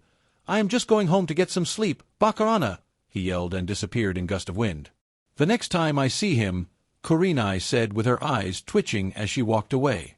Tayuya glared at Kurenai since she was the one that was going to beat him up and then get answers on everything she wanted to know. Shikamaru walked away with a sweat drop after watching everything that had went down between the Rookie 9 and even their teachers. Everyone's fighting, troublesome. With a yawn he jumped up a rooftop and laid there staring at the clouds. With Naruto outside his apartment's door. Naruto stood outside his door sweating and in a pissed of mood. I lost them. He thought as he opened the door, got inside quickly and closed the door, then sat down behind it as if hiding from something. A second later Tayuya and Kurenai had arrived as they stomped their feet into the ground on their way there. They knocked on Naruto's door, glaring at each other, while Naruto fell asleep with his back to the door, hugging his sword. Naruto had slept for 16 hours straight, which was normal after he had trained a lot for a week with minimal sleep. But Naruto being in Konoha for a week without a single mission had bored him and he was hungry for some action. With that thought, he headed towards the Hokage Tower. It was currently very early in the morning. Only old people and party people that had not gone to sleep yet was up at this time. When Naruto arrived at Hiruzen's office, he saw Hiruzen sitting on his chair, sleeping with his head on the desk. To his right in the corner of the room was Kakashi, sleeping in a way that looked as if he had been knocked out. In the other corner to his left was Jiraiya, sleeping in the same way. What the fuck did they do yesterday? Naruto thought, taking in the sight. After a loud snore from Hiruzen, he woke up and stared at Naruto, who had taken a seat in front of his desk. Good morning, shitty brat, Hiruzen said in a low voice as he stood up and stretched his arms above his head. Morning, monkey. I need a mission. Naruto got right to the point. Need a mission, huh? Hiruzen said before his eyebrow twitched. You don't realize how much problems you have caused for me. Problems? Explain. See those two? Hiruzen said, referring to Jiraiya and Kakashi. They came here yesterday together with one other Jounin sensei demanding changes to the team rosters. Naruto nodded. Yes, I understand. They want all of their genins to quit being ninja and get new genins, right? Hiruzen grabbed his hair and pulled it. No, they want you on their team. Hiruzen yelled while thinking, why would anyone want to be his teacher? Before he continued explaining, as for Jiraiya, he wants you to become his apprentice and stay teamless. That would be fine, except I need you on a team for the reason I explained yesterday. I don't get it, speak sense, Naruto demanded. I told you they want you on your team, and they are fighting over it, Hiruzen said with a sigh. And I told you to speak sense. What does that have to do with me? I ain't joining their loser teams anyway, and I sure as hell ain't becoming Ero Sennin's apprentice. Hiruzen smiled at that. That's what I wanted to hear. So you want a mission? Naruto nodded. I need to move around or I get bored. Hiruzen thought for a while, then asked, how about I let you lead a squad of genins on a C-ranked mission? C-ranked? Naruto asked, is that a mission suitable for my skills? Well, Hiruzen said, scratching his beard, C ranks are not the hardest of missions, but it is a good start. You just joined the village after all, and I am letting you lead a squad already. Okay, I accept, Naruto said, then asked, what is the mission details? I will tell you about that later. First you need to gather your squad. You will need to pick 2 genins of your choice, and the last one will be this person, Hiruzen said, and handed Naruto a file with a picture of someone Naruto saw yesterday. Naruto read the name out loud, Uchiha Midori. Hiruzen nodded. Yes, she is still an academy student, but I have decided to let her graduate early and become a member of your future team. Cut the crap, Naruto said with his hands shaking in anger before he threw the file back to Hiruzen. I can agree to not hunt them, but I won't work with them. What about we make a little deal? Hiruzen said with a grin. 10 minutes later at the Uchiha clan compound. Not many people was awake yet as it was still early in the morning, but around here there was never a lot of people anyway since that day Itachi had slaughtered almost the whole clan.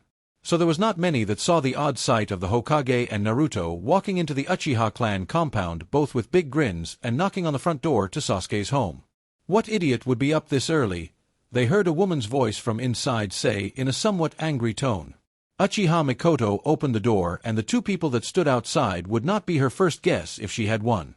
Sarutobi Hiruzen, the Sandaime Hokage, rarely made home visits, and the other one had to be her friend's son who disappeared 3 years ago.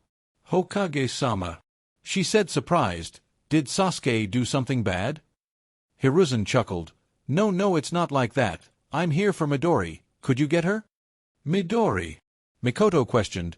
Why would he want to meet Midori? She never gets in trouble, she thought before she went to get her after saying, Sure, I will get her, and nice to see you again, Naruto, still sounding a bit confused.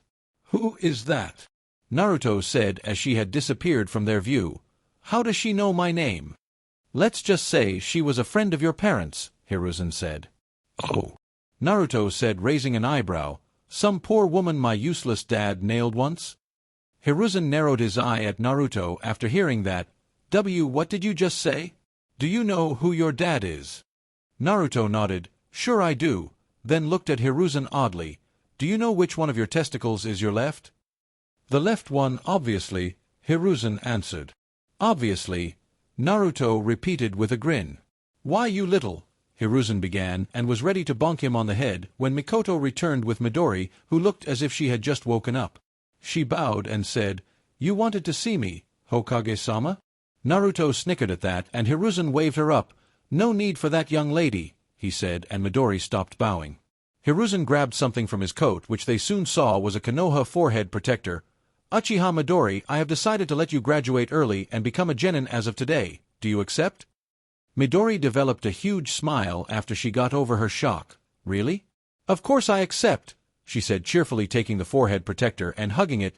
Sasuke is going to be so mad when he finds out, she said to Mikoto, who sighed and nodded. Hiruzen then coughed into his hand. Ehem. Let me introduce you to your teammate, Uzumaki Naruto. He finished with pushing Naruto forward and saying, Introduce yourself, brat. I am Senju, Yoroshiku. Naruto had thrown his face into hers, and he looked more like a delinquent bullying someone than a ninja. This is the guy Sasuke told me to stay away from, Midori thought as she stared at Naruto, but she was too shy to say anything in response. Hiruzen, on the other hand, bonked Naruto on the head. Don't forget about what we agreed on earlier. Whatever, I was just having some fun, Naruto said, sitting with crossed arms, looking the other way, pouting. This had Midori loosen up a bit as she laughed at what she saw. Maybe that guy was not so bad after all. So, Midori, are you ready for your first mission? You will be leaving this morning with this idiot being in charge, Hiruzen asked. Hi, Hokage-sama, she answered with a salute. Okay, meet me in my office in an hour. Naruto, you get the other 2 and meet me there as well, Hiruzen said. Che, Naruto responded, whatever you say, old monkey, and jumped out of the Uchiha clan compound. Now all Naruto had to do was figure out who the last member of the temporary squad would be. He had already found the third from the start, which was Kiba, of course, considering that was the only one whose name he could remember. He was considering the lazy bastard because he was fun to hang with from what he could remember, but he needed to balance the team. And by balancing a team, he means not having too many guys, so he would need to find a female. Do I even know any girls? Naruto thought, sitting on a rooftop nearby Ichiraku Ramen that had yet to open. I could always have a clone henge in Tsuheim. That way I will always have something nice to look at, he thought with a perverted smile, but I doubt the monkey would fall for that. Ah! Naruto yelled, of course Kiba should be able to help. He then sprinted towards Kiba's home. After arriving, he stormed to the front door and banged on it with his fists. "Kiba! Oi Kiba! You awake? Kiba databeo!" He stopped yelling and knocking on the door when he heard footsteps. A girl who looked like she was maybe 2 years older than himself with brown hair and black eyes and 2 big red triangle markings on each cheek, opened the door. She was only wearing a towel as she had rushed out from the shower to open the door. And Hana is 15 in this story instead of 18. "What is wrong with you? It's 6 in the morning," Hana said after she had thrown the door open in an angry tone. "Hey, is Kiba." Naruto saw just who he spoke to and shot backwards with blood exploding from his nose. Hana laughed at that while Kiba arrived wearing his pajamas. "What's going on? Who's the bastard causing all the noise?" He then saw Naruto on the ground outside the door with a dumb smile and blood all over his face. "Naruto!" Kiba sniggering as he picked up stick and poked him. "Is that you, Naruto?" "Ha ha!" Naruto laughed. "Kiba, there is a total babe in your doorway." "What, where?" Kiba said looking at the door. "I don't see any babes, just my sister Hana." "That's who I meant, dumbass," Naruto said wiping of the blood and jumping in front of Hana. "Yo!" "Hi," she said responded not very interested. "It seems that fate wanted me to find you here," he said taking her hand. "I was looking for someone just like you to take the last spot in my squad." "Just like me?" She asked confused. "What do you mean by that?" "I will explain later," he said and then looked over at Kiba who was somewhat angry at Naruto because he gotten excited for no reason. There was no babe nearby. "Kiba, you are also going? With you and Hana?" "No way, pal," Kiba said waving him away. "Why would I spend any more time than I need with that witch?" "Kiba!" Hana said slowly and threateningly. "All right, I'm sorry," Kiba said backing away. "So are you planning on leaving like that, or are you going to get some clothes on?" Hana sighed. "Well, I will come with you, Naruto, was it? But only to see how Kiba acts on a real mission," she said with a smile. Naruto nodded. "Let's go then, you look just fine to me, no need for clothes," holding up his thumb and winking. "Pervert," she said and closed the door in his face. At 7 in the morning the group had gathered in Hiruzen's office where Kakashi and Jiraiya was still passed out. "Ah, good you found the people," Hiruzen acknowledged. Then he looked at Hana, then back to Naruto. "Hana is a chuunin, I told you genin only." "Yes, I know, but all the genin I know were busy, so I had no other choice," Naruto said scratching the back of his head. "No other choice," Hana said as she snapped her head towards him. "What are you implying?" Naruto quickly jumped over to her and whispered, "Just play along. I can't stand the other genins." Hana giggled. "All right. What a weird guy." "Meh," Hiruzen shrugged. "Good enough." He then threw Naruto a paper that contained the mission details. "Naruto, you will be the captain, and Midori will be the vice-captain. Naruto has the same authority as your Jounin senseis, so what he says goes." "Hi," Hana, Midori, and Kiba said with a salute, but Naruto on the other hand grinned and walked over to Hana. "The first order is for you to present yourself in the same way as when I first saw you." Naruto was then assaulted in a way that would be too painful to write out. "Not the balls," Naruto cried out as he had just taken a kick to the groin. "Why always the balls?" he whined. Kiba leaned down and said, "It's a mystery, Captain." With the longest sigh of this morning, Hiruzen ordered, "Get going already." Getting up while holding his balls, Naruto slowly made his way out of the office with a half-assed, "Yes, sir." 5 minutes later outside of the eastern Konoha gate. "So where are we heading, Captain?" Kiba asked. "We are heading to a village named Oita within the land of hot water," Naruto said reading from the paper. "We are going to get some kind of item there." Naruto hung his head in disappointment. Kiba put a hand on his back. "Cheer up, Captain, this is C-ranked after all. The others are going to be so jealous that I got to go on another one so soon after the last one." "But," Naruto whined, "it's a baby mission." "Ano." "Captain Naruto, we are only genin and we are already going on a C-ranked for our first mission. I don't think that has ever happened before," Midori said trying to cheer her captain and future teammate up. Naruto was about to tell her that she was not allowed to speak within his presence, and that was most likely her fault that they were going on this kind of joke mission. But he could not bring himself to do it. She was just a damn cute, even if she was an uchiha. So he chose to mumble for himself and get going. "Follow me, team, and speed it up already," he ordered as he jumped into a tree and then jumped from tree branch to tree branch. He quickly noticed that the only one that was even close to keeping up with him was Hana, so he had to slow down. I hate that monkey, Naruto thought with a tick mark above his eye, as he let the others catch up to him. Why didn't the monkey just give him a simple mission like assassinating some traitor or something like that? 2 days later. The mission had gone well as could have been expected. They had arrived at Oita village at the north border of the land of hot water and picked up the item. The only trouble they had was a fight, or more like a misunderstanding within the squad. Flashback 1 day ago. Naruto was leading the group as they walked on a dirt road for a change instead of jumping from tree to tree. This was due to the others' constant complaining about, "We need to rest," or, "We haven't slept in a day, slow down." Something like this was new to Naruto as he never really traveled with anyone before. But Naruto knew how he could take advantage of the situation. He turned around and looked at Hana. "Hana, I need you to take the lead for a while." Hana raised an eyebrow. "Hi, are we still walking for a while?" Naruto nodded and let Hana get in front as she did. Naruto's eyes dropped downwards as he stared at Hana's back. "Yeah, now we talkin'," Naruto thought with a perverted smile which everyone noticed. "Did you tell me to get in front just so you could stare at my ass?" Hana growled. Naruto nodded. "Of course, that is the reason I brought you in the first place." Hana gritted her teeth. "So that is the reason. Captain, might I remind you that that is my sister?" Kiba said with a low voice. Midori was slowly backing away from them as she did not want to get caught in the fight. Hana looked really pissed off, would attack her funny captain at any second now.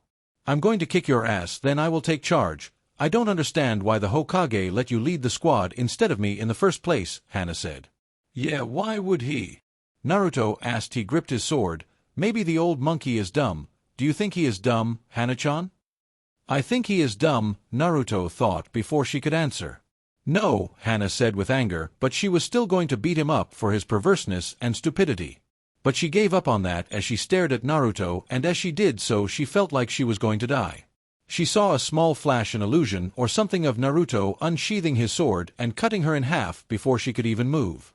All Naruto had done though was to grip his sword and ready himself for a fight. Hana fell down on the ground sweating and panting. "Hey, what happened? Are you okay?" Naruto asked as he went up to her. I'm fine," she managed to say. "Forgive me, Naruto, let's continue the mission." "All right," Naruto said cheerfully. In flashback. After that you would think that Hana would be distancing herself from Naruto or at least be more on guard around him, but she was the opposite. She followed his every move instead and didn't complain about Naruto's perverted comments or actions, such as when he reads his Ika in front of them. He had yet to make more perverted comments about her, which she was thankful for, but deep down that was starting to irritate her. Was she no good anymore? The mission was completed and all they had to do now was bring the item back to Konoha. It turned out the item was a custom-made pipe that the Hokage had ordered for himself. The squad was happy that they could complete the mission easily and did not find it strange that the item was ordered by the Hokage. Naruto, however, was furious and vowed that he would get Hiruzen back for this. Just as they had started leaving Oita village, trouble seemed to have found Naruto once again, or maybe it is Naruto finding trouble. They were now witnesses to some kind of kidnap attempt or hostage situation as they saw two big men with black cloaks with red clouds on them stand beside a blonde girl who wore black and purple clothes. The girl, who looked to be around Naruto's age, had been tied with ropes around her legs and arms. The tied-up girl was Ni Yujito, a Jinchuriki of Kumo. She contained the two tails. And she is way older in the manga, but in my story she is 14, same as Tayuya, both 1 year older than Naruto. The others had no idea what was going on, but Naruto had his suspicions. He had heard of these guys. He did not know who these two were, but he knew what organization they belonged to. He had gotten this information the same way he found out about who his father was, which was Jiraiya, who liked to tell things he shouldn't when he is drunk. They were still a safe distance away from them, so they wouldn't notice them anytime soon unless they make some huge noises. "What should we do, Captain?" Kiba asked. "Are we saving the girl?" Hana asked. Naruto was about to answer as he did a hand sign hidden from their view. "Those two are S-ranked criminals," Naruto said in a low tone as everyone's eyes widened in surprise. "What? No way. How do you know that?" Kiba asked. "I have a very good source of information," Naruto explained as he did another hand sign again, hiding it from the others. "Naruto, you are strong, right?" Hana said. Can you save her? Naruto shook his head and said, No, we can't do anything about this. We are heading back to Konoha. But Captain, Midori said, not wanting to leave that girl here with those criminals. I said we are returning, that is an order, Naruto said in a serious tone. 5 minutes later. Naruto had earlier created a shadow clone that he switched places with and then hid himself and stayed back. The shadow clone was now leading his squad back to Konoha while keeping a fast pace. Naruto needed them to get back to Konoha as fast as possible, so there would be no rest for them this time. Naruto only wished that Ero Sennin had decided to stalk him this one time when he needed him. He knew he could not win this fight, but he just had to save that girl. She was like him after all. I'm going to need your help, Naruto spoke inwardly without getting any answer as he walked onto the rather large grass field area where the Akatsuki were still standing. I told you to cut her legs of, Kakuzu scolded his partner Haiden, since she had managed to run away from them earlier before they captured her again this far away from Kumo. Jashin-sama does not accept beating little girls, Haiden growled. Do it yourself. I told you to do it, Kakuzu yelled back, but both of them stopped arguing and instead focused on the person that had walked into the grass field. They took in his appearance. He walked closer to them. He was wearing almost only dark blue clothes, he had blonde short spiky hair and had a sword hanging down next to his leg as it was attached to a belt on his waist. Kakuzu focused on two things, the blonde hair and the whisker marks, while Haiden focused on the sword. When Naruto was close to enough that they could speak to him without yelling, Haiden asked Kakuzu, Should I kill him? Just who? Naruto said, slowly grabbing his sword, grinning with a sick smile. Are you going to kill? He quickly used a shunshin, making it look like he teleported next to Haiden and cut with his sword, holding it straight with a pointy front going straight through Haiden's throat. Shunshingiri, teleportation slash. A similar technique to Hiraishinjiri, flying thunder god slash. The latter is way faster.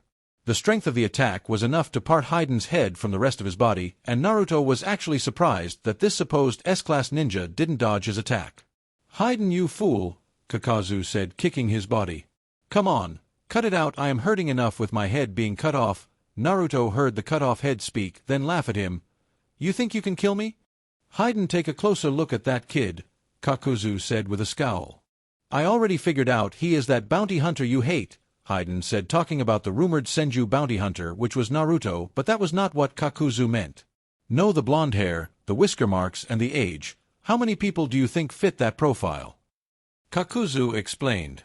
Get to it already, Kakuzu, and sew me back to my body.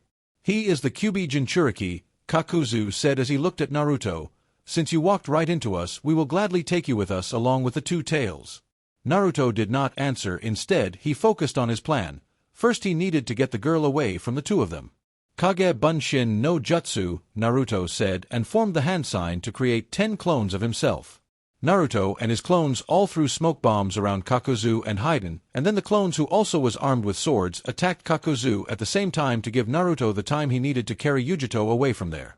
Just as Naruto thought, his clones had not managed to do anything to Kakuzu, and all of them had been defeated as he had gotten out from the grassy area and hiding behind a tree. He created another clone and had it run away while carrying Yujito. Naruto then walked back into the grassy area. Meanwhile, with Naruto's squad, who had just entered Fire Country. Midoriujo, Naruto's clone, said, gaining her attention and kind of pissing her off at the same time. She hated that nickname. The old monkey told us you are the vice captain, so as the captain I am giving you the last order, which is to get this squad back to Konoha. He finished before disappearing in a puff of smoke. Hi, Midori answered. A clone? Hana said in surprise. When did he? Don't tell me that bastard. Kiba said angrily, looking back the way they came. There is nothing we can do. We can't refuse an order from a superior officer. Remember, Hokage-sama told us he had the same authority as a jounin. Hana said that, but she really wanted to go back and drag Naruto back. She was starting to like the little knucklehead. Midori nodded to Hana. We should go. Kiba stomped his foot on the ground in anger and yelled, If he dies, I am going to kill him. With Naruto's clone heading towards the land of frost. Who are you and why are you helping me? Yujito asked as Naruto's clone ran at max speed. He had thrown her over his shoulder earlier the same way he had carried Kurenai and her team a week ago. I'm nobody and I saved you for no reason, Naruto answered in a whisper. Where are you taking me? Yujito asked, fearing for the worst. Kumo, Naruto answered quickly looking at her Kumo forehead protector. You are from Kumo, right? Yujito nodded and Naruto smiled at that, and they kept going northeast towards the Land of Frost, which you had to pass through to get to the Land of Lightning, and then Kumogakure. Now with Yujito out of the way, Naruto was free to let go without risking her getting hit by his techniques.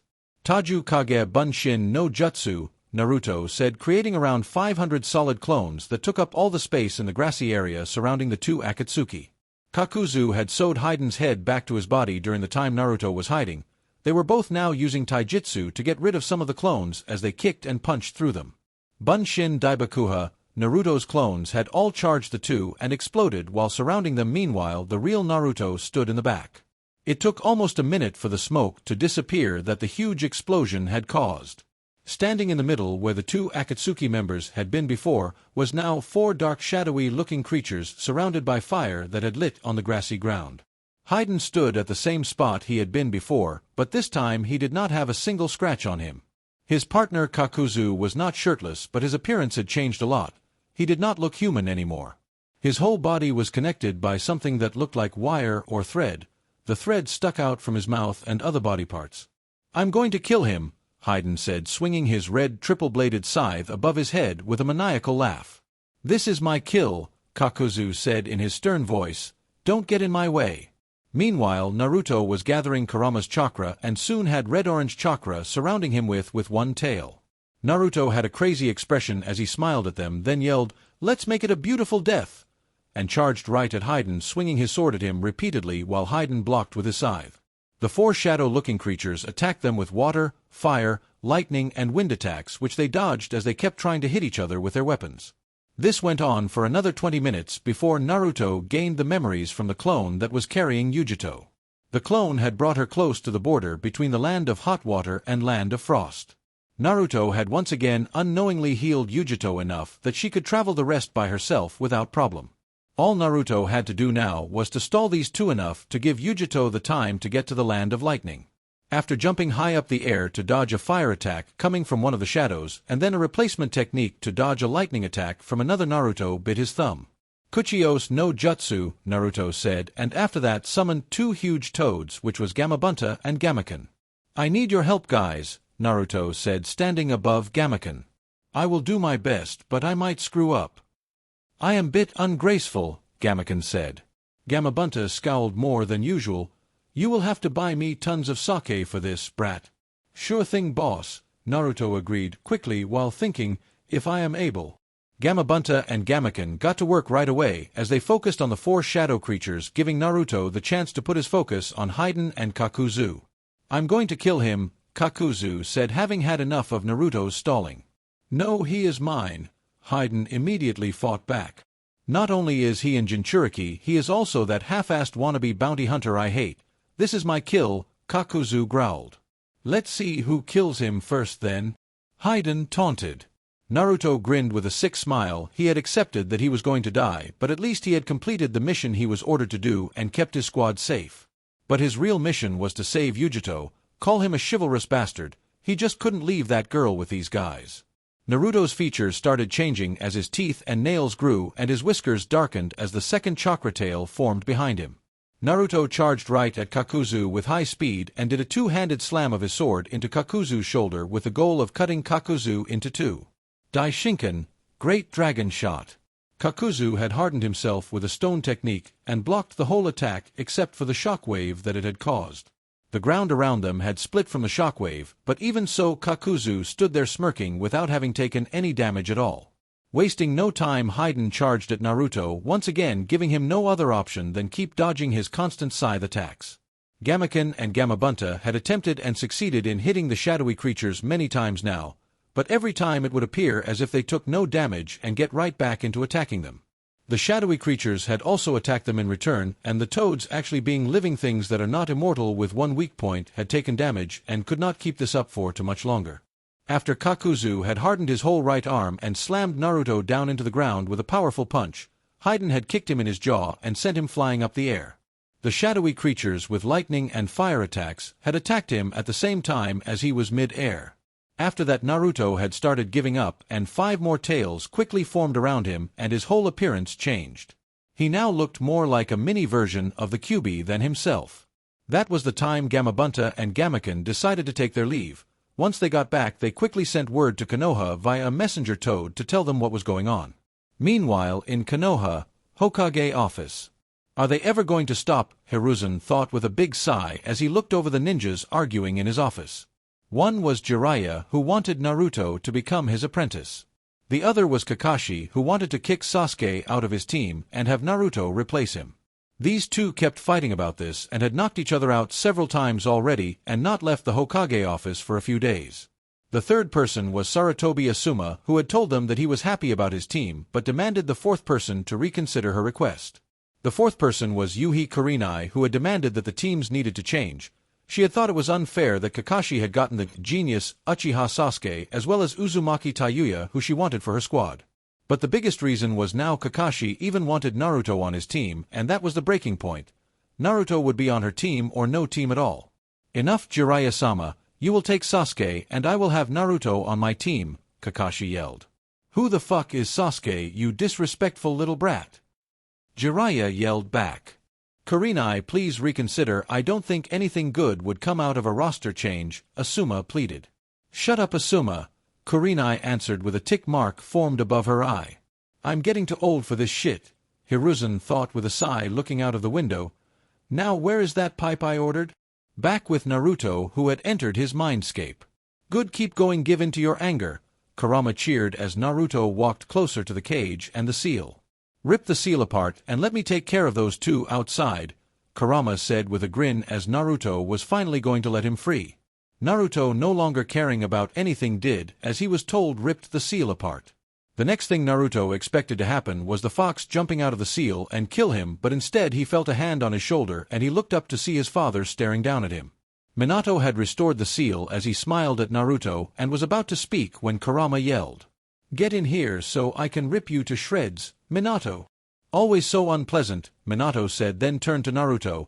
Let's go somewhere we can talk, after he said that the background changed and Kurama was no longer there. Dad? Naruto asked, still not really understanding what was going on. Minato nodded with a smile. Yes, Naruto? Where the fuck did you come from? Minato laughed and let Naruto punch him in the stomach. Ouch! He held his stomach as he explained. I sealed some of my chakra inside you after I sealed the Kyuubi so I could explain a few things. Get to it then, Naruto ordered. Minato's sweat dropped. What a loving son I have. There was someone that was behind that attack 13 years ago, controlling the Kyuubi. Minato began telling the story of how the masked Uchiha had attacked them 13 years ago. He told him what he knew about his appearance and techniques. I promise, Oyaji, I will defeat this Uchiha and avenge you and Mom. Minato smiled at that, then said, come here for a second, and Naruto did just that, and when he was close enough, Minato put his hand on Naruto's head. Outside Naruto's mindscape, the fox chakra disappeared and Naruto's body turned back to normal with his clothes damaged and his skin looking burned everywhere. There is something different about him, Kakuzu said as he had noticed a change in chakra. Be on guard. Seriously, Kakuzu, stop worrying about that brat already, Hayden yelled. Let's just take him out for good. Then ran at Naruto. Minato had taken charge over Naruto's body, and he smiled a little as he used Hiraishin to get in front of Hayden and smash a Rasengan into his gut, which sent him flying away. I will call that the father-son flying thunder god super Rasengan technique. Minato chuckled, staring at Hayden, who kept flying. Naruto, who was able to witness the whole thing, thought, badass. I need to learn that. What are you? Kakuzu asked in a serious tone. Sorry, I don't have time to talk, Minato said, and focused. Good, it's still there. He thought and used Hiraishin once again, but this time he teleported a way longer distance. Killer Bee thought this was the perfect day for some relaxation as he wrote some new lyrics for his rap songs. What he did not expect was for a younger Namikaze Minato look-alike, who was also the Kyuubi Jinchuriki, to fly into his home right at him. Minato was no longer in control of Naruto's body, and instead Naruto had passed out from exhaustion. Inside Naruto's mindscape. Wow, you're badass, Naruto complimented his father. Minato scratched his head and smiled. Thanks. Then his face changed into a serious expression. Now Naruto, you and I need to talk about something important. 5 minutes later. I'm out of time. Always remember that no matter what you do, me and your mother will always love you and be proud of you, Minato said, hugging Naruto, who told him to get off. What Minato had told him was that he should always be nice to girls and treat them with respect. He also told him that he should try to get one girlfriend who he liked very much instead of several. This did not make sense to Naruto since it was the opposite to what he had learned by being around Jiraiya and other guys. The one with the most girls was the biggest badass, right? Ero-sennin must be right. Dad was a genius when it came to being a ninja, but an idiot when it came to women, Naruto thought before he fell asleep. 3 days had passed since Naruto fought against the Akatsuki and gave Yujito enough time to return home to Kumo. Naruto's squad had immediately reported to the Hokage after returning to Konoha about Naruto staying behind to fight against S-rank criminals. Hiruzen had told them to not utter a word to anyone that Naruto was missing. He had also ordered the strongest Konoha had to offer to look for him. They were Kakashi, Guy, and Tenzo, Yamato. An Umbu had been sent to tell Jiraiya about the search, which he also joined. So where was Naruto? He was currently sleeping in a bed in a house in the middle of nowhere, same as he had done for the last 3 days. He had been teleported to B's location via Minato's Hiration. B had then let him rest. The only reason B had not taken Naruto to a doctor was because when B enjoyed some sake during the evenings, Naruto would join him in his sleep, taking his sake bottle from him and chug it until it was empty and then throw it on the wall before going back to bed. There was one difference this morning, however, as Naruto was no longer alone in the small room where B had let him sleep. There was a blonde girl sitting on a chair beside the bed staring at him. Meanwhile, B had gotten a visitor, which was another blonde girl. B's visitor at the door was Yujito, who begged B to help her find her savior, who was actually sleeping in B's guest room. B had told her earlier that she should forget about that so-called savior and instead focus on getting stronger so they can begin training her in controlling her Jinchuriki powers. While B and Yujito argued at the door, Naruto had woken up and put the tip of his sword on Samui's neck after she had decided to lean over and take a closer look at Naruto's face. Naruto had asked who she was in a threatening voice, and Samui just smiled and said, "You are cool enough." "Cool enough for what?" Naruto asked her, raising an eyebrow and still pointing his sword at her. "To be my husband," Samui said, and lifted the tip of the sword away from her and then jumped into the bed and laid behind Naruto. "Let's snuggle." Now if anyone saw this they would be very surprised, since Samui was someone who never had a crush on anyone and never gave any guy a moment of her time. Naruto, however, was terrified. He had read about this marriage thing. There was nothing good written about it. Be together with one woman for the rest of his life? That is the kind of nonsense his father was spouting. "Get the fuck away from me," Naruto yelled after jumping out of the bed. Yujito and B heard his yell and both ran into the room. B because Naruto had finally woken up and Yujito because she was afraid that Samui had been caught. Samui was to sneak into B's home and find any scrolls or books on how to control Jinchuriki powers or scrolls with a lot of strong jutsu.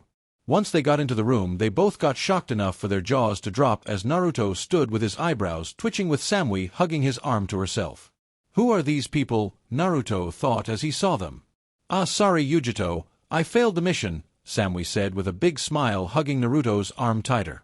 Yujito looked at B with an angry expression. "He has been here the whole time, B-sensei?"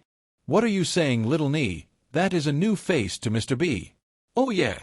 "Get off me," Naruto said and threw Samui so she landed on the bed. He then did a one-handed hand sign and held his sword with his other hand. "Who are you people and what do you want with me?" Naruto asked. "Relax, little nine. Everything's gonna be just fine," B said and gave him the nice guy pose. Naruto narrowed his eyes at B. "You know way too much. You must be annihilated." Yujito looked at B with pleading expression. "B-sensei." She did not want her savior to be hurt. B sighed. "Raggedy-ass Namkaze," he said and shook his head. "I'm a Jinchuriki as well and the one that has taken care of you for 3 days after you crashed into my home." "I see," Naruto said and sheathed his sword. He then walked over to B and held out his hand. "You have my thanks, Mr. Bean." "Ain't no tang," B said and shook his hand. Naruto stared at Yujito for a moment. Had he seen her before? What was her name again? "Hello," Yujito said, having had enough of his staring, and gained a small blush as it was starting to get embarrassing. Samui, on the other hand, was getting jealous. Yujito must stay away from her man.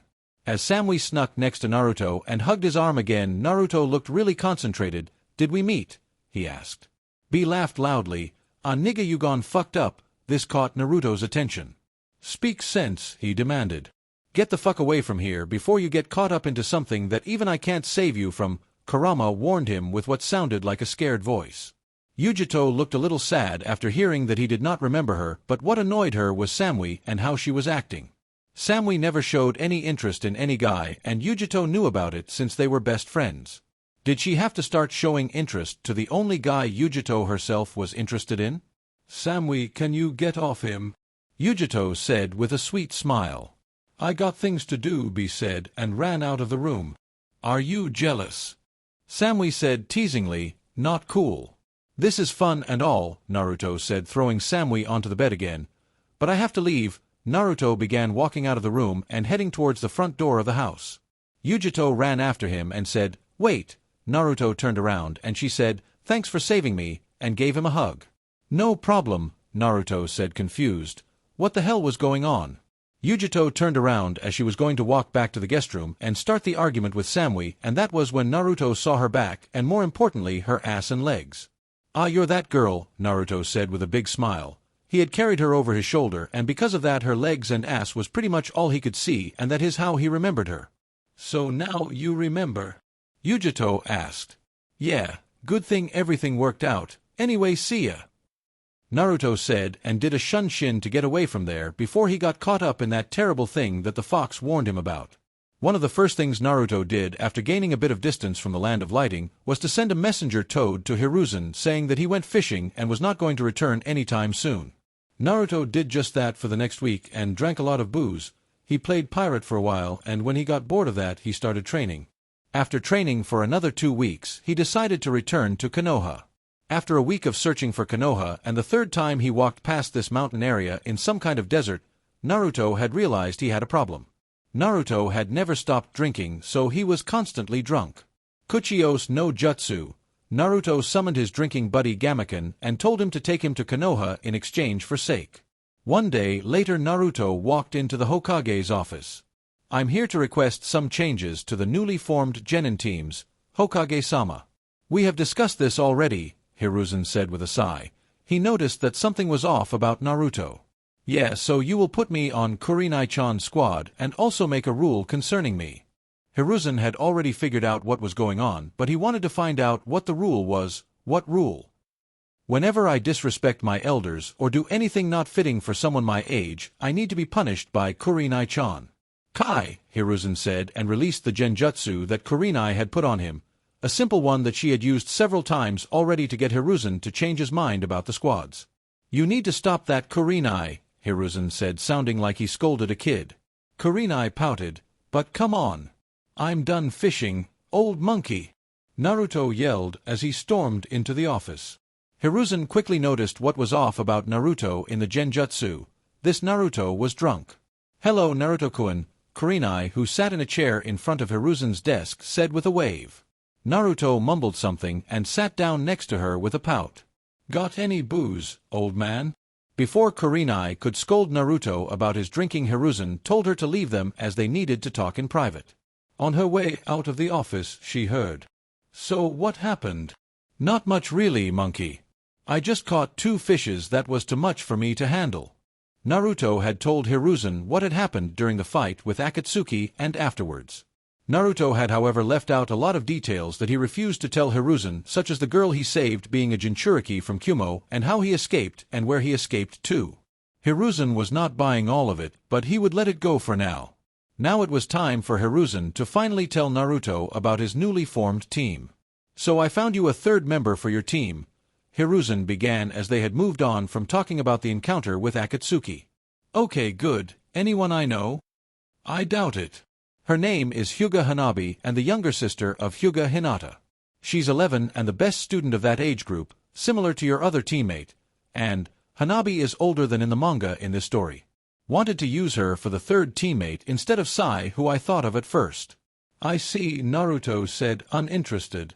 And our sensei? Yes, Hiruzen said and gave Naruto a file. This will be your sensei. Naruto read the name out loudly, Meatball Dango.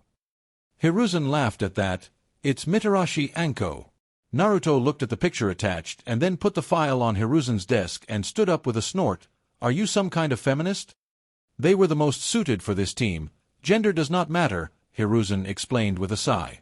You know, Naruto began as he was starting to walk out of the office, I'm really starting to regret my decision to stay in this village. Well then, before you leave let me show you something, Hiruzen said and grabbed a letter as Naruto turned around and listened. This is a letter from the Raikage demanding to know why one of his kunoichis is ordering him to arrange for an arranged marriage between herself and one, Senju.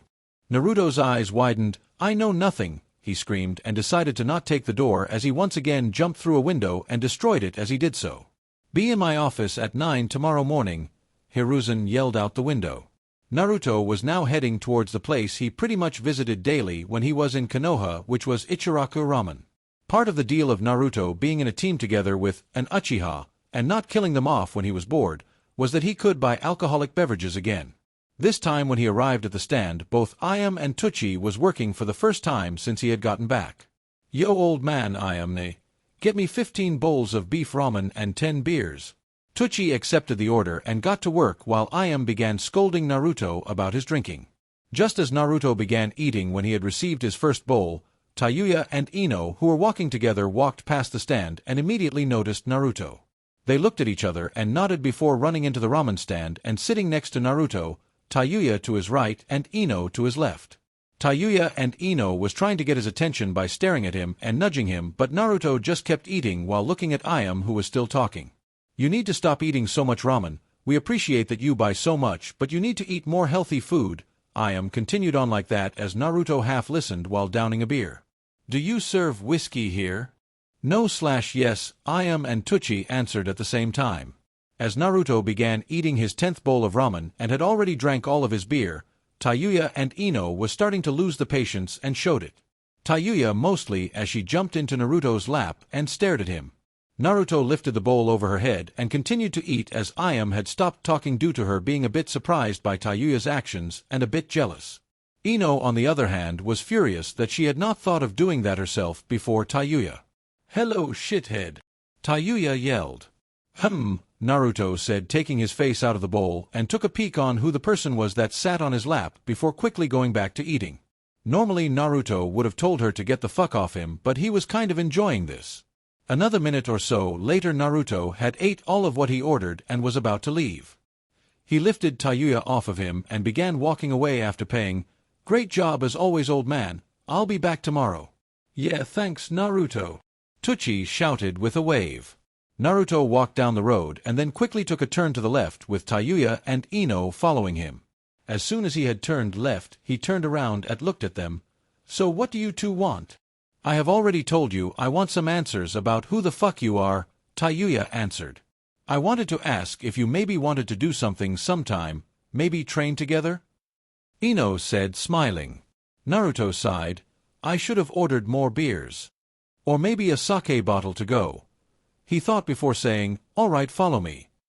Naruto led them to the training grounds he had used before going on the recent C-ranked mission. He sat down and the girls did the same. I am Uzumaki Namikaze Naruto, also known as Senju. Naruto said, looking at Tayuya since he had already told Ino this. The Namikaze name was new to Tayuya and her facial expression showed her surprise. My dad was Namikaze Minato and my mother was Uzumaki Kushina. Both of them are dead, Naruto continued while Tayuya listened and waited for him to continue, but after a minute Naruto just said, that is who the fuck I am. Tayuya's sweat dropped at that while Naruto focused on Ino. I am going to train now, you are free to join me. Great. So what kind of training? I am practicing a new one-sword style assassinate technique. You can be the practice target. Ino looked terrified. Seriously? She asked. Naruto laughed. No, seriously though, just do what you usually do and maybe I can help you if I see something you can improve on. Okay, sounds good, Ino said, smiling at Naruto before doing some stretches. Tayuya wanted to know more about Naruto and demanded to know things such as where he has been for the last 3 years. Are they family? How does he know Erosenin and on and on? Naruto just told her, I will tell you another time. For now, how about you join us? Tayuya agreed since this was a good opportunity to get some extra training with some help, especially since Kakashi rarely trained them. Naruto just did what he always did, first practicing some new sword techniques, then began a spar with Gamahiro, both of them taking small breaks to empty a sake bottle during the spar. Ino and Tayuya spent pretty much the whole time dodging them as they jumped and ran around the whole training ground. The day ended with Gamahiro knocking out Naruto once again and Tayuya and Ino having to carry him back to his home. Since they did not have the keys, they figured they would let him sleep on Tayuya's couch since they were neighbors. Ino decided that she would sleep over as well since she didn't want Tayuya to be alone with her Naruto, which Tayuya kindly answered back to with a "fuck you," but nonetheless let her stay in her room. The next day, Tayuya was woken up by someone knocking on the window to her bedroom from outside.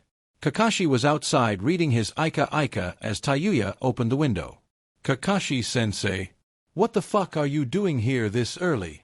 she asked with a yawn since it was still very early, around 6 in the morning. I smiled. "I have gotten us another C-ranked mission since you guys have complained so much about the D-ranked ones. We leave soon. Meet me at the southern gate in 20 minutes. "Hi," Tayuya said and closed the window in Kakashi's face. Tayuya quickly dressed herself, then got something to eat before packing everything she would need on the mission. As she was running around her apartment, she suddenly halted as she saw the couch where Naruto was sleeping, the reason for that being that Ino was sleeping on it as well. Ino, like last time, had snuck into Naruto's bed and hugged him in her sleep. She was not aware that she was doing it since she was sleepwalking. Normally, Naruto is on alert even in his sleep and would not let anything get close to him, but for some reason that does not apply to Ino. Tayuya was well aware of Ino's love interest having changed from Sasuke to Naruto since she pretty much let everyone know about it and made no effort to hide it around Naruto either. But she was not okay with it. This was the first time she had found anyone that was interesting in Konoha since she came here, so there was only one thing to do now. Tayuya ran to the kitchen and filled up a bucket with water and then ran back to the couch and threw the water over them, at least one of them. Naruto had jumped and was now standing on the ceiling upside down, channeling chakra to keep him from falling. He was laughing at Ino's expense.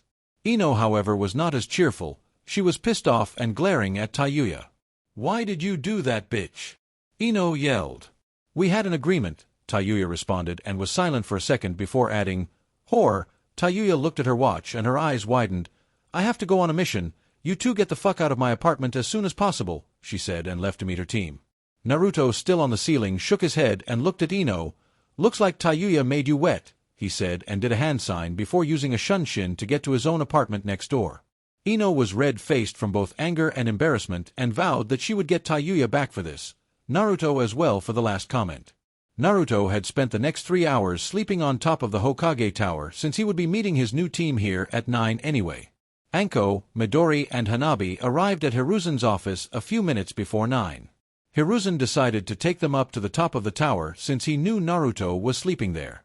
And like expected, at the edge of the tower, almost falling of, was Naruto sleeping, but they did not expect to see 2 toads that looked to be guarding him.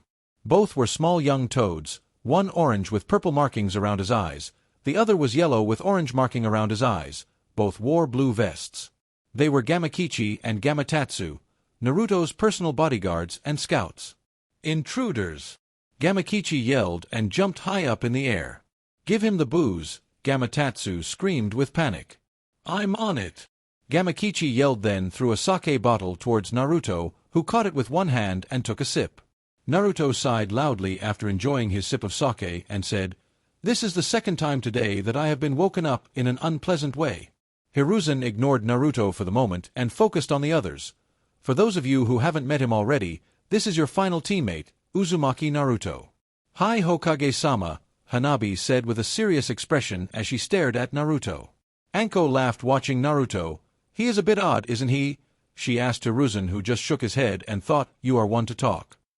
Gamakichi and Gamatatsu disappeared in a puff of smoke at the same time as Midori ran up to Naruto and smiled as she greeted him. "Naruto Taishu, I'm glad you are okay." Naruto scratched the back of his head and said, Thanks, Mito Ujo." Midori got a tick mark above her eye as she corrected him, "It's Midori, just Midori." She hated that Naruto called her Ujo as if she was some kind of princess from a royal family, and that he forgot hers and everyone's name. "Well, good luck with your team," Hiruzen said, and disappeared quickly before Anko could complain and try to change his mind. Anko's sweat dropped at Hiruzen's actions before walking towards Naruto and Midori with Hanabi following after her. "Okay, team, let's have a seat and introduce ourselves," Anko said as she sat down, and Midori and Hanabi did the same, taking one side each next to Naruto so they faced Anko. "So this is Dango and Hugura Muto, and Imuto, Little sister, I think. No one talked, and Naruto was even drinking his sake bottle again, so Anko decided to go first. I will go first. I'm Mitarashi Anko, also known as Konoha's most sexy and dangerous jounin. As she said that, Naruto looked up from his sake bottle and paid attention, that is all. Wait a minute, Naruto said. Who are the one that decides that? Decides what? Anko asked. Which jounin is the sexiest and most dangerous? I demand to know how you got that title, Naruto said with a serious face. Anko's sweat dropped. I decided it. Oh. Naruto said with a raised eyebrow. So you were lying then? I don't think you are fit to be a leader if you are a liar. Lying? Anko asked with a smile, then pressed her tits together to show more of them, trying to get a reaction out of Naruto. Naruto, however, just pointed a finger at her and said, Your tits got nothing on Senju. Ha! Was Anko's confused response. Naruto stood up and walked up to Anko and poked her left boob with the same finger he was pointing with before. I said your tits got nothing on Senju Tsunade ones. Poor Midori and Hanabi never got a chance to introduce themselves because Anko spent the rest of the day chasing Naruto trying to castrate him, and Naruto was just laughing and dodging her until she gave up. The next day, Naruto had once again called for his bodyguards to guard him while he slept in his apartment this time, just in case Anko decided to attack him once again. When Naruto woke up, he heard a knock on his door and feared for the worst. He was happy to find that Umbu woman with a nice ass that had brought him to the Hokage tower the first time he got back to Konoha. She told him that he was needed for a mission and should go to the Hokage tower immediately. Naruto's happiness disappeared quickly once he arrived at Hiruzen's office because he was once again going to go on a mission with a temporary team. This time his squad leader was Uchiha Mikoto and his teammates Mitarashi Anko and Yuhi Kurenai. Something had gone very wrong for Team 7 during their latest C-ranked mission. Kakashi had been cut by a very skilled enemy and was in no shape to continue the mission. Sakura had been captured by that very same enemy who seemed to be working alone. This team's mission was to save Haruno Sakura and labeled an A rank.